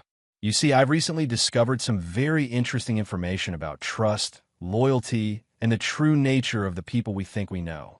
Sandra's face began to pale, but she maintained her smile. Across the room, Damon Barker straightened slightly, his police training kicking in. "For the past year," Curtis continued, "I've been betrayed by someone I trusted completely. Someone who took my love, my faith, and my loyalty, and threw it all away for a quick thrill with another man." The room fell silent. Several guests exchanged uncomfortable glances, sensing the shift in atmosphere. Curtis opened the envelope and pulled out a series of photographs. High-resolution images of Sandra and Damon entering hotel rooms, kissing in parking garages, holding hands in restaurants across the city. "Ladies and gentlemen," Curtis announced, his voice carrying no emotion whatsoever, "I present to you Sandra Grace and Damon Barker, who have been conducting an affair for over a year while Sandra pretended to love me." The explosion of gasps and murmurs filled the room. Sandra's face went white, and she reached for Curtis's arm, but he stepped away from her. "Curtis, please let me explain." "Oh, you'll have plenty of time to explain," Curtis said calmly. "You see, Sandra, your lover, Mr. Barker, isn't just an adulterer. He's also a criminal." Curtis nodded to Luther, who stepped forward with another envelope. "While conducting surveillance on Mr. Barker, my team discovered something interesting. He's been using his investigative firm to run an identity theft operation, stealing personal information from his clients and selling it to organized crime families." Damon Barker's face went from confused to terrified in seconds. "That's not true. Curtis, I don't know what kind of game you're playing, but the FBI will be very interested in the evidence we've compiled," Curtis continued relentlessly. "Bank records, encrypted communications, even recorded conversations with known criminals. It's all very thoroughly documented." In the distance, sirens began to wail, growing louder as they approached the house. Curtis had timed everything perfectly.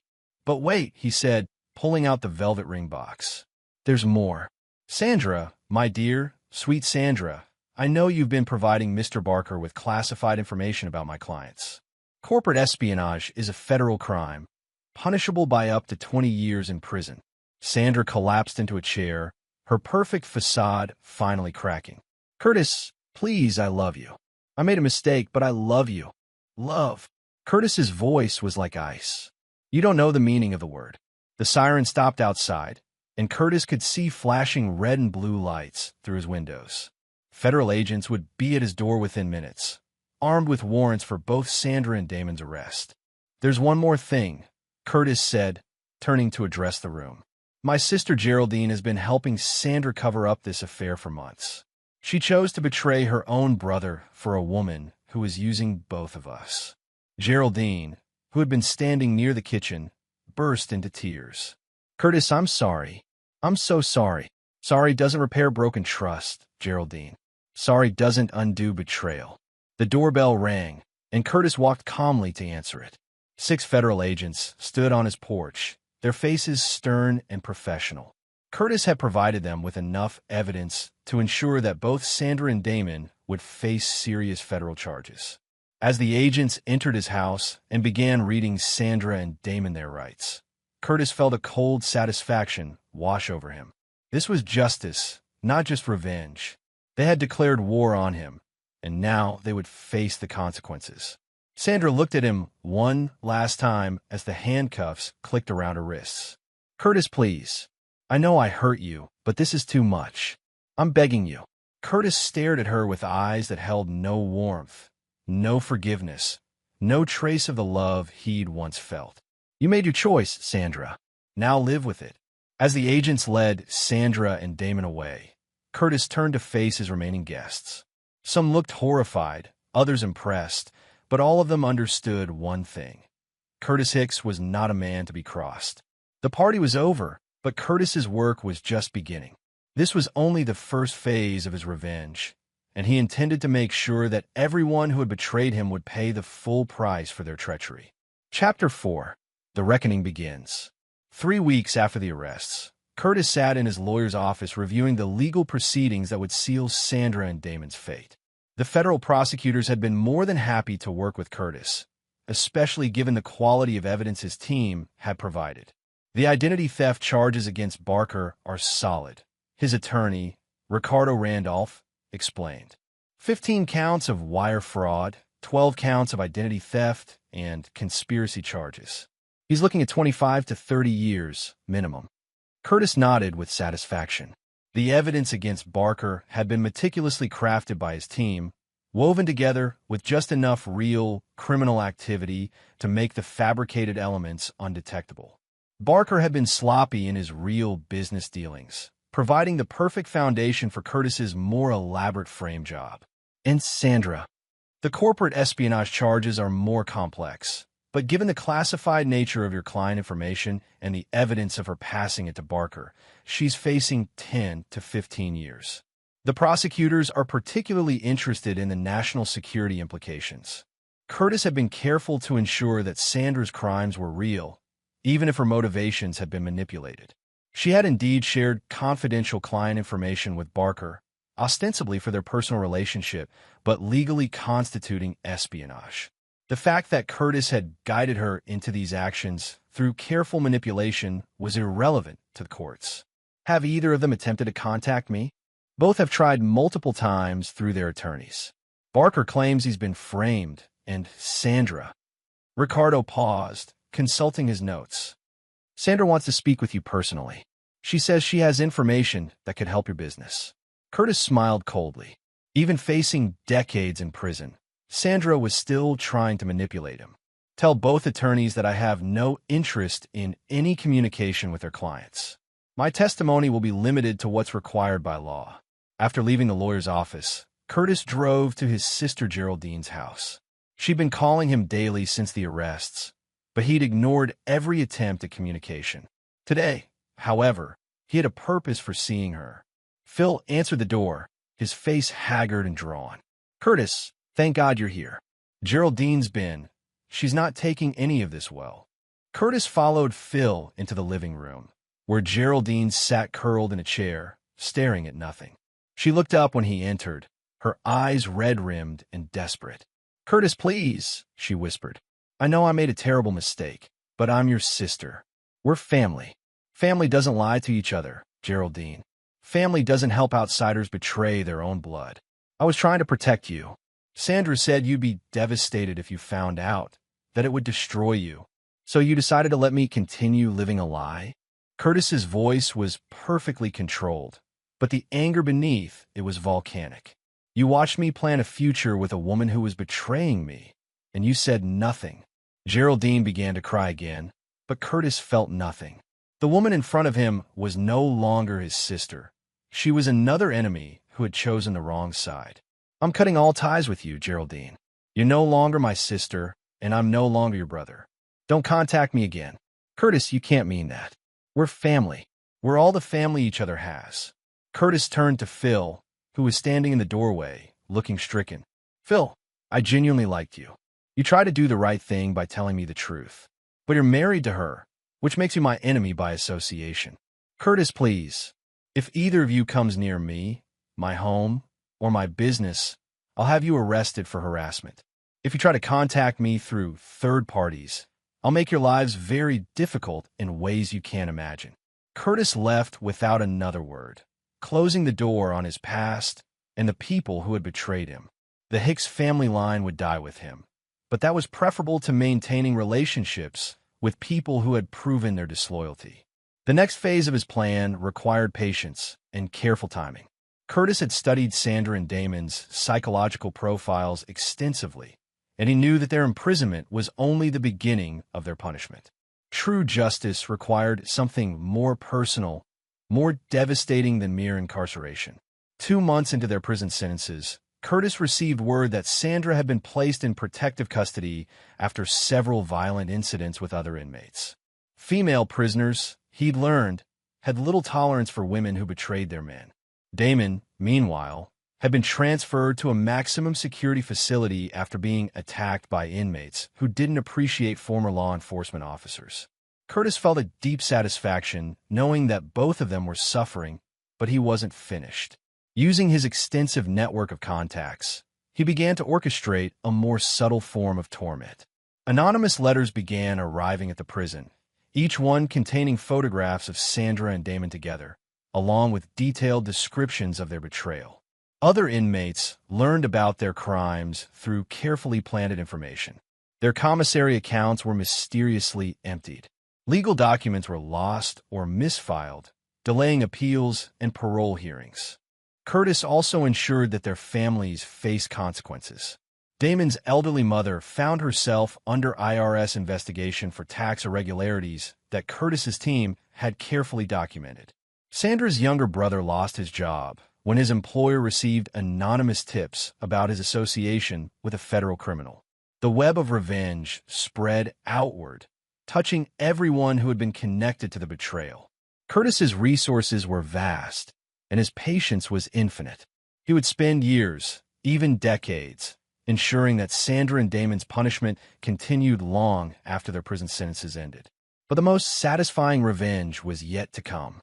Curtis had learned that Sandra was pregnant, a fact that the prison medical staff had discovered during routine testing. The father was almost certainly Damon, though Curtis supposed it could have been him. Either way, the child would grow up knowing that both parents were federal criminals who had betrayed the one man who had truly loved them. Curtis arranged for the child to be placed in an adoption agency that he secretly controlled. The adoptive parents would be good people, but they would never know the truth about the child's origins. Sandra would spend the rest of her life knowing that her child was out there somewhere, being raised by strangers, while she rotted in prison for her crimes. As Curtis sat in his office that evening, he reflected on the events of the past year. He had lost everything that mattered to him: his wife-to-be, his sister, his faith in human decency. But he had gained something more valuable: the knowledge that betrayal came with a price, and that price would be paid in full. The intercom buzzed, and his secretary's voice filled the room. "Mr. Hicks, there's a young woman here to see you. She says her name is Lee Shoemaker, and she's here about a security position." Curtis smiled for the first time in months. Life would go on, and perhaps there would be room for someone new in his carefully controlled world. But this time, he would be more careful about whom he trusted. The lessons of betrayal had been learned, and they would never be forgotten. Chapter 5. The Deeper Game. 6 months after Sandra and Damon's convictions, Curtis received an unexpected visitor that would change everything. He was reviewing quarterly reports when his secretary announced that a federal agent was requesting an immediate meeting. Agent Monique Stark was a woman in her 40s with sharp eyes and an all-business demeanor. She entered Curtis's office carrying a thick briefcase and wearing an expression that immediately put him on high alert. "Mr. Hicks, I'm Agent Stark with the FBI's Organized Crime Task Force. I need to discuss some concerning information that's come to light during our investigation of Damon Barker." Curtis maintained his composure, though his mind began racing through possibilities. "Of course, Agent Stark. How can I help?" "During our investigation of Mr. Barker's identity theft operation, we discovered something troubling. It appears that you and your security firm were among his targets." Curtis felt a chill run down his spine. "What do you mean?" Agent Stark opened her briefcase and pulled out a folder. "Barker had been systematically gathering information about your clients, your business operations, and your personal finances for over 18 months. We found detailed dossiers on your most sensitive clients, including several who work in classified government positions." The implications hit Curtis like a sledgehammer. If Barker had been investigating him professionally, their entire relationship, including Sandra's affair, might have been orchestrated as part of a larger operation. "Agent Stark, I provided the evidence that led to Barker's arrest. Are you suggesting that I was somehow involved in his crimes?"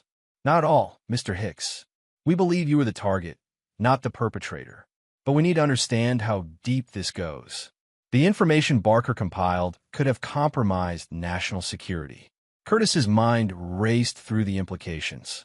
If Sandra's affair had been part of a larger intelligence operation, then everything he thought he knew about the betrayal was wrong. The personal devastation he'd felt might have been engineered by professionals who saw him as a target rather than a victim. "What kind of information did Barker have?" "Details about your security protocols, client lists, even your personal habits and psychological profile. Someone was paying him to compile a comprehensive intelligence package on you and your organization." Agent Stark spread several documents across Curtis's desk. The level of detail was staggering. Financial records, psychological assessments, even photographs of his daily routines taken with telephoto lenses. Who was paying him? That's what we're trying to determine.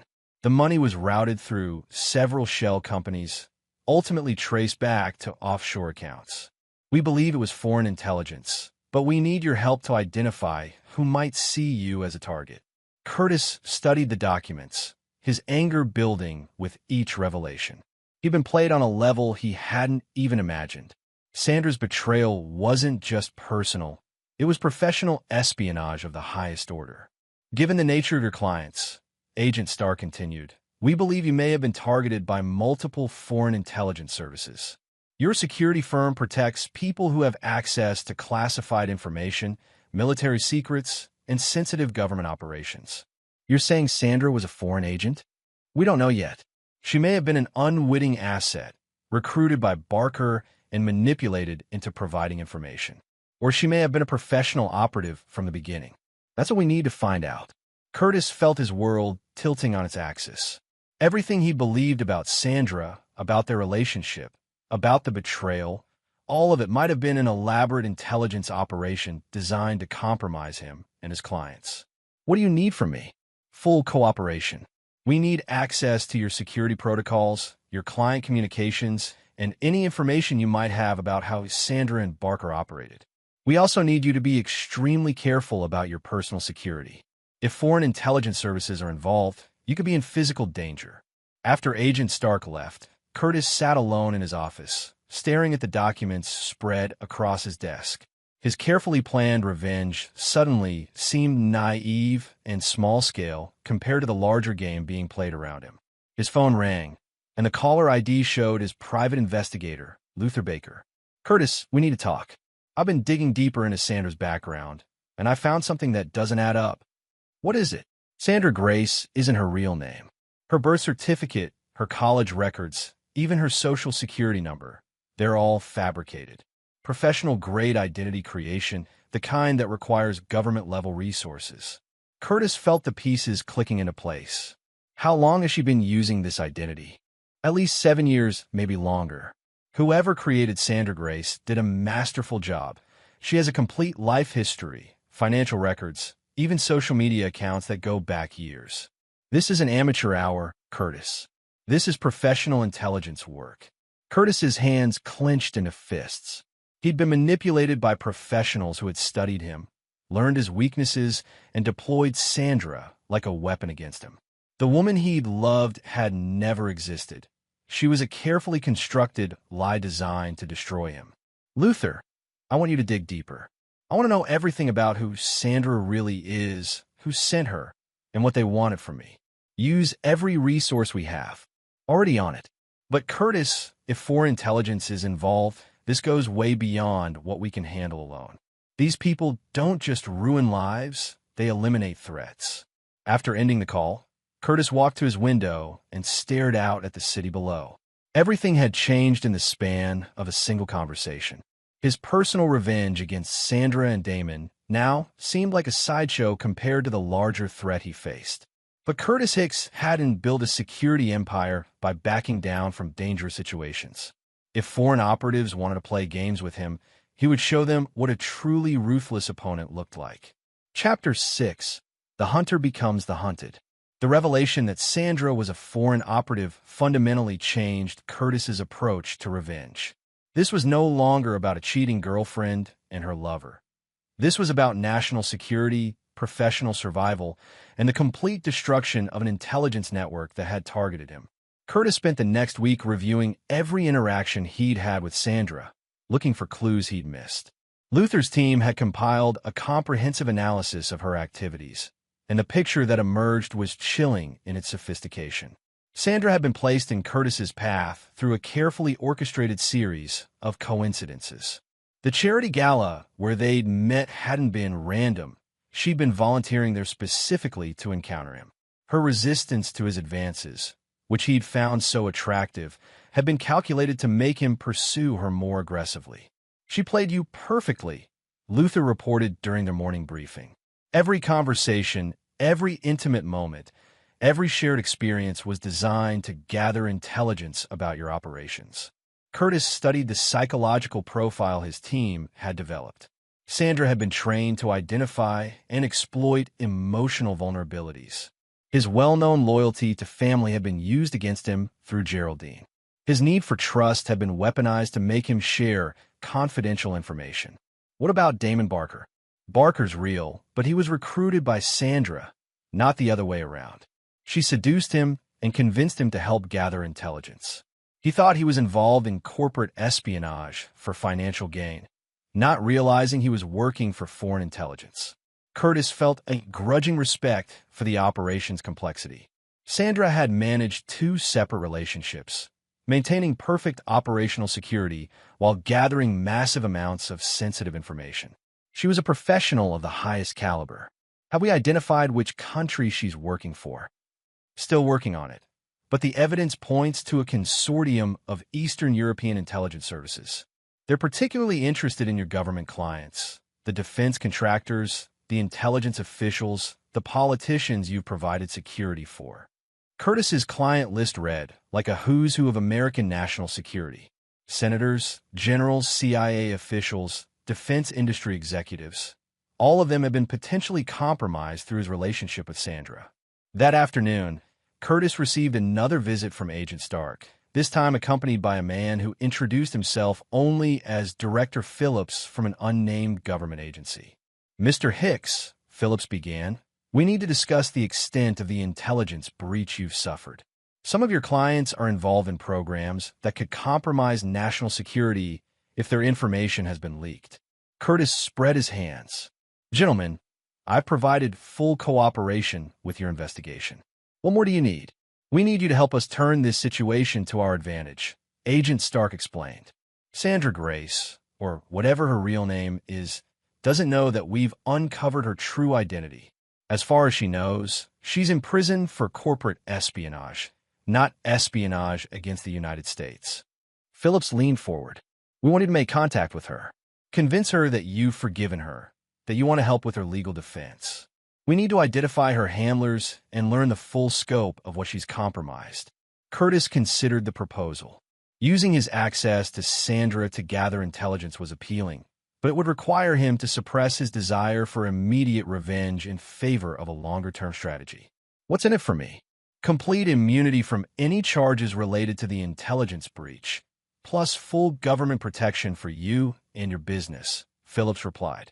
We'll also ensure that Sandra and her entire network face the full consequences of their actions. Curtis smiled coldly. That's a start, but I want more. I want the resources to hunt down everyone involved in this operation. I want them to pay for targeting me, and I want their suffering to be comprehensive and permanent. The two agents exchanged glances.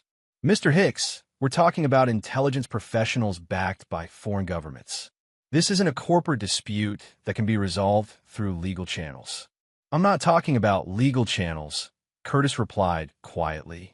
I'm talking about the kind of justice that people like Sandra understand, the kind that makes examples out of those who betray trust. Director Phillips studied Curtis carefully. You're proposing to wage a personal war against an intelligence network. I'm proposing to eliminate a threat to American national security while satisfying my own need for justice. Sometimes personal and professional interests align perfectly. After a long pause, Phillips nodded. We can work with that, Mr. Hicks, but you'll be operating under our oversight, and you'll follow our rules. Curtis's smile widened. Director Phillips, I think you'll find that my rules and your objectives are perfectly compatible. The plan they developed was elegant in its simplicity. Curtis would visit Sandra in prison, playing the role of the heartbroken lover seeking closure. He would gradually convince her that he still cared for her, that he wanted to help with her legal defense, and that he was willing to forgive her betrayal. Once Sandra trusted him again, Curtis would use that trust to identify her handlers, learn about other operations she'd been involved in, and gather intelligence about the broader network that had targeted him. But Curtis had no intention of limiting himself to gathering intelligence. Every person involved in Sandra's operation would face personal consequences that went far beyond legal prosecution. He would destroy their lives, their families, and their future prospects with the same systematic thoroughness they had used against him. The game had changed, but Curtis Hicks was still playing to win. And this time, he had the full resources of the United States government backing his quest for revenge. Chapter 7. The Manipulation. Curtis's first visit to Sandra in federal prison was carefully choreographed. He dressed casually, wore a melancholy expression, and carried himself like a man struggling with profound heartbreak. The performance began the moment he entered the visiting room. Sandra looked smaller in her prison uniform, her auburn hair pulled back in a simple ponytail, her face bare of makeup. When she saw Curtis, her eyes filled with tears, and for a moment, he almost believed her emotion was genuine. Curtis, she whispered, her voice breaking. I didn't think you'd ever want to see me again. Curtis sat across from her, maintaining the perfect balance between hurt and lingering affection. I didn't want to come. My lawyer advised against it. But I needed to understand why, Sandra. I needed to hear it from you. The conversation that followed was a masterclass in psychological manipulation on both sides. Sandra played the role of the remorseful woman who had made a terrible mistake, while Curtis portrayed himself as the wounded lover seeking closure. I loved you, Curtis. I still love you. What happened with Damon, it was a moment of weakness that spiraled out of control. I never meant for it to go so far. Curtis leaned forward slightly, his voice soft with manufactured pain. But it wasn't just an affair, Sandra. You shared information about my business, about my clients. That wasn't a moment of weakness. That was a betrayal of everything I trusted you with. Sandra's tears seemed genuine as she reached across the table toward his hands. I was trying to help Damon with his investigation business. I thought if I could provide him with some general information, it would help him succeed, and then maybe I could convince him to end our relationship. I know it sounds crazy, but I was trying to find a way back to you. The lie was expertly crafted, containing just enough truth to be believable while obscuring the real purpose of her espionage. Curtis had to admit that Sandra was exceptionally skilled at her craft. "Sandra, the federal prosecutors are saying you could face 15 years in prison. Your lawyer has been calling my office, suggesting that I could testify on your behalf as a character witness." Hope flickered in Sandra's eyes. "Would you consider it?" "Curtis, I know I don't deserve your help, but—" "I don't know," Curtis interrupted, playing his role perfectly. "The woman I loved wouldn't have betrayed me like this. I'm not sure who you really are anymore." Over the next several visits, Curtis carefully rebuilt Sandra's trust while gathering crucial intelligence. She revealed details about how she had first been approached by someone claiming to be a freelance intelligence broker. The man had convinced her that corporate espionage was common in high-level business relationships, and that providing information about Curtis's clients would be financially lucrative for both of them. His name was Neil Malone, Sandra confided during their fourth visit. He said he worked for private security firms that needed competitive intelligence. He made it sound so legitimate, so normal. Curtis memorized every detail Sandra provided about Neil Malone, passing the information to his government handlers while privately planning his own response. Malone was the key to unraveling the entire network, and Curtis intended to personally ensure that he faced consequences for orchestrating the operation. "Sandra," Curtis said during their sixth visit, "I've been thinking about what you've told me, about how you were manipulated into this situation. Maybe you were as much a victim as I was." The relief on Sandra's face was palpable. "Curtis, do you really think so? I've been torturing myself, thinking about what I did to you, to us. I'm going to talk to my lawyer about testifying on your behalf," Curtis said, taking her hands in his. "But I need you to tell me everything about Neil Malone and anyone else who was involved. If you were manipulated, we need to prove it." Sandra's cooperation increased dramatically as she began to believe that Curtis might actually help her avoid a lengthy prison sentence. She provided detailed descriptions of her handlers, their methods of communication, and the specific information they had requested about Curtis's clients. But as Curtis gathered intelligence, he was also laying the groundwork for a more personal form of justice.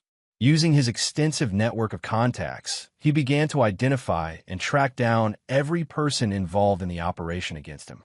Neil Malone, it turned out, was a former CIA operative who had gone freelance after being forced out of the agency for ethical violations. He maintained residences in 3 different countries and operated under multiple identities. Through careful investigation, Curtis also identified 2 other operatives who had been involved in gathering intelligence about his business: Renee O'Neill, a computer specialist who had hacked his systems, and Joey Foley, a surveillance expert who had coordinated the physical observation of Curtis's daily routines. Each of these men had families, business interests, and personal vulnerabilities that Curtis's team cataloged with methodical precision. When the time came for revenge, Curtis would be able to strike at them in ways that would cause maximum suffering and lasting damage. "The beauty of their situation," Curtis explained to Luther during one of their planning sessions, "is that they can't go to law enforcement for protection. They're foreign intelligence operatives who have committed crimes against the United States. They're on their own." Luther studied the photographs and dossiers spread across Curtis's desk. "These are dangerous people, Curtis. They won't just accept whatever punishment you have in mind." "I'm counting on it," Curtis replied with a cold smile. "I want them to fight back.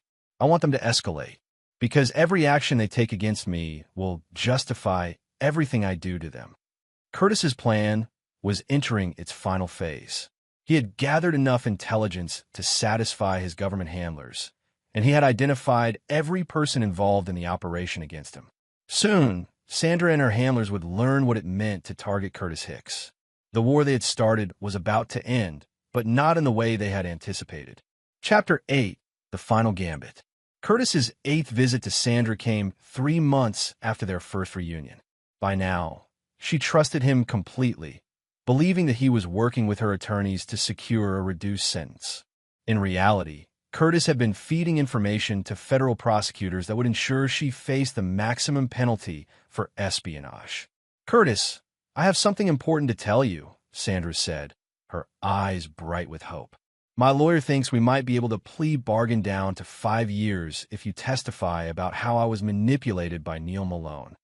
Curtis nodded sympathetically while internally savoring the irony. Sandra still believed she was facing corporate espionage charges, unaware that federal investigators had reclassified her crimes as espionage against the United States, which carried a potential life sentence. Sandra, before I commit to testifying, I need to ask you something, and I want you to be completely honest with me. Of course. I've told you everything. Curtis leaned forward, his voice dropping to a whisper. Is Sandra Grace your real name? For just a moment, Sandra's composure cracked. The trained operative behind the girlfriend's mask flickered into view before she recovered her performance. What do you mean? Of course it's my real name. Because I've been having trouble sleeping, thinking about our relationship, and I started looking into your background more carefully. Some things don't add up, Sandra. Your college records, your employment history. There are gaps that don't make sense. Sandra's face paled, but she maintained her act. Curtis, I don't understand what you're suggesting. Why would I lie about my identity? Curtis studied her face with the cold analysis of a predator evaluating prey. I think you know exactly what I'm suggesting. I think Sandra Grace is a carefully constructed identity, and I think everything about our relationship was planned from the beginning. The mask finally slipped completely. Sandra's posture changed, her expression hardened, and when she spoke again, her voice carried a subtle accent that Curtis had never heard before. You're more perceptive than my superiors gave you credit for, she said quietly. But it doesn't matter what you think you know. I'm facing corporate espionage charges, nothing more. Curtis smiled, and Sandra felt a chill run down her spine. There was something in his expression that she recognized from her training, the look of someone who held all the cards and was about to play them. Sandra, or whatever your real name is, you're not facing corporate espionage charges. You're facing charges under the Espionage Act. The federal government knows exactly who you are and who you work for. The color drained from Sandra's face. That's impossible. Is it? Did you really think I was stupid enough to fall for your act twice? Every conversation we've had in this room has been recorded. Every piece of information you've given me about Neil Malone and your handlers has been passed directly to federal intelligence agencies. Sandra sat back in her chair, her mind racing through the implications. If Curtis was telling the truth, she wasn't just facing a long prison sentence. She was facing life imprisonment or potentially even execution for treason. You used me, she whispered. Curtis's laugh was devoid of warmth. I used you? Sandra, you spent 2 years of your life pretending to love me while stealing classified information that could have endangered American lives. You manipulated me, lied to me, and betrayed me in the most fundamental way possible. And now you're upset because I turned the tables on you. Curtis, please. Oh, I'm not finished yet, Curtis continued relentlessly. While you've been sitting in here telling me about Neil Malone and your other associates, my people have been hunting them down. Malone is currently in a federal detention facility in Virginia, facing charges that will put him away for the rest of his life. Renee O'Neill was arrested in Budapest 3 days ago and is being extradited. Joey Foley. Well, Joey had an unfortunate accident in Prague that left him permanently disabled. Sandra's eyes widened in horror. You had him attacked. I had him neutralized as a threat to American national security, Curtis corrected. The difference is important from a legal standpoint. You can't do this. There are laws, international agreements. Curtis leaned across the table, his voice dropping to a deadly whisper. Sandra, you declared war on me when you walked into my life with orders to destroy it. You targeted my business, my clients, and my country. Did you really think I would just accept that quietly? What do you want from me? I want you to understand the full scope of what you've lost, Curtis replied. Your real identity is Sylvia Holloway, born in Prague 34 years ago. You were recruited by Czech intelligence when you were 19 and have been operating in the United States for over a decade. Your handlers have been feeding information to Russian intelligence services, which means you're guilty of treason against the country that welcomed you.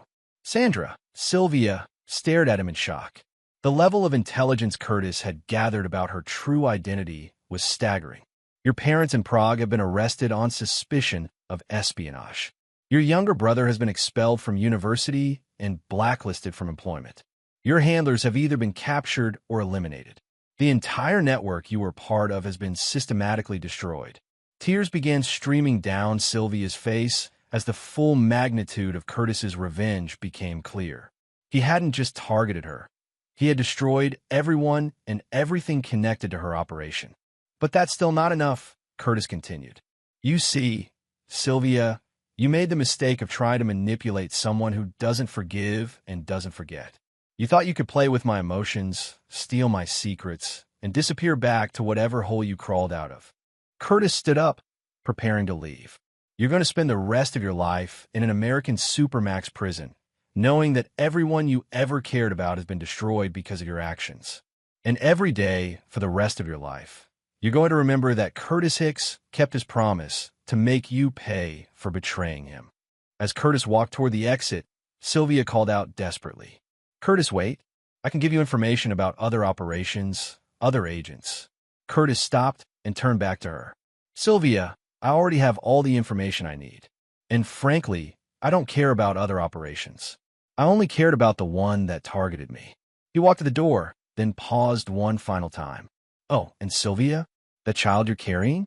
The adoption has been arranged through an agency I control. The adoptive parents are good people who will raise him or her to be a loyal American citizen. Your bloodline will serve the country you tried to betray. The sound of Sylvia's anguished scream followed Curtis as he left the prison for the last time. Phase 1 of his revenge was complete, but the war was far from over. Neil Malone and the remaining members of the network were still breathing, and Curtis intended to correct that oversight. Chapter 9. The Reckoning Complete. 6 months later, Curtis sat in his office reading the final intelligence report on Operation Comeuppance, the codename the government had given to his systematic destruction of the espionage network. Every loose end had been tied up, every enemy neutralized, every threat eliminated. Neil Malone had been found dead in his federal detention cell, an apparent suicide by hanging. Curtis's contact in the prison system had ensured that Malone's final days were spent in constant fear, surrounded by inmates who had been carefully informed about his crimes against American service members. Renee O'Neill had suffered a different fate after his extradition to the United States. During transport from the airport, the convoy carrying him had been ambushed by unknown assailants. O'Neill's body was found 3 days later in a remote forest, bearing signs of extensive torture before his execution. The surviving members of the Czech intelligence cell that had targeted Curtis had either been arrested in coordinated raids across Europe or had simply disappeared. Those who remained alive faced decades in prison, their careers destroyed and their families disgraced. But Curtis's most satisfying victory was personal. His former sister Geraldine had finally understood the true cost of betraying family loyalty. Unable to cope with the social ostracism and financial pressure Curtis had orchestrated, she and Phil had lost their home, their savings, and their marriage. Geraldine now worked as a clerk in a discount store, living in a one-bedroom apartment and struggling to pay for basic necessities. The final intelligence assessment confirms that the entire network has been eliminated, Director Phillips reported during their concluding meeting. Your cooperation has been invaluable to national security, Mr. Hicks. Curtis accepted the government's gratitude with appropriate modesty, but privately he knew that national security had been a secondary concern. His primary objective had always been personal revenge, and on that front, his success had been total. Sylvia Holloway, he refused to think of her as Sandra anymore, had been sentenced to life imprisonment without possibility of parole. The child she had carried was born in the prison medical facility and immediately placed with the adoptive family Curtis had selected. The boy would grow up as an American citizen, never knowing that his biological mother was a foreign spy who had betrayed the country of his birth. Curtis's business had not only survived the intelligence breach, but had grown stronger. His cooperation with federal agencies had earned him exclusive contracts worth hundreds of millions of dollars. Politicians, generals, and intelligence officials competed for his services, knowing that Curtis Hicks was a man who could be trusted to protect America's secrets. But the most important change was in Curtis himself. The man who had once believed in love, family, and the basic goodness of human nature no longer existed. In his place stood someone harder, colder, and infinitely more dangerous. Someone who understood that trust was a luxury he could never again afford. Curtis had learned to find satisfaction in solitude, to derive pleasure from the systematic destruction of his enemies, and to sleep peacefully knowing that anyone who betrayed him would face consequences that extended far beyond legal punishment. His phone buzzed with a text message from Daisy Clifford, a former military intelligence officer who had recently joined his firm. She was intelligent, capable, and beautiful. Everything Curtis might once have found attractive in a partner. But romance was a weakness he had eliminated from his life, along with trust and forgiveness. Curtis deleted the message without responding and returned to his work. There were contracts to review, threats to assess, and enemies to monitor. Somewhere in the world, other operatives were planning operations against American interests, and Curtis would be ready for them. He had become something that his enemies feared and his allies respected. A man without mercy, without sentiment, and without the vulnerabilities that had once made him a target. The price of that transformation had been everything he had once held dear, but Curtis considered it a fair trade. The war that had begun with Sanders' betrayal was finally over, and Curtis Hicks had won completely. His enemies were dead, imprisoned, or broken. His reputation was unassailable. His future was secure. And if that future would be spent alone, surrounded by the ghosts of everyone he had once loved and then destroyed, Curtis accepted that as the natural consequence of living in a world where betrayal was rewarded with annihilation. As the sun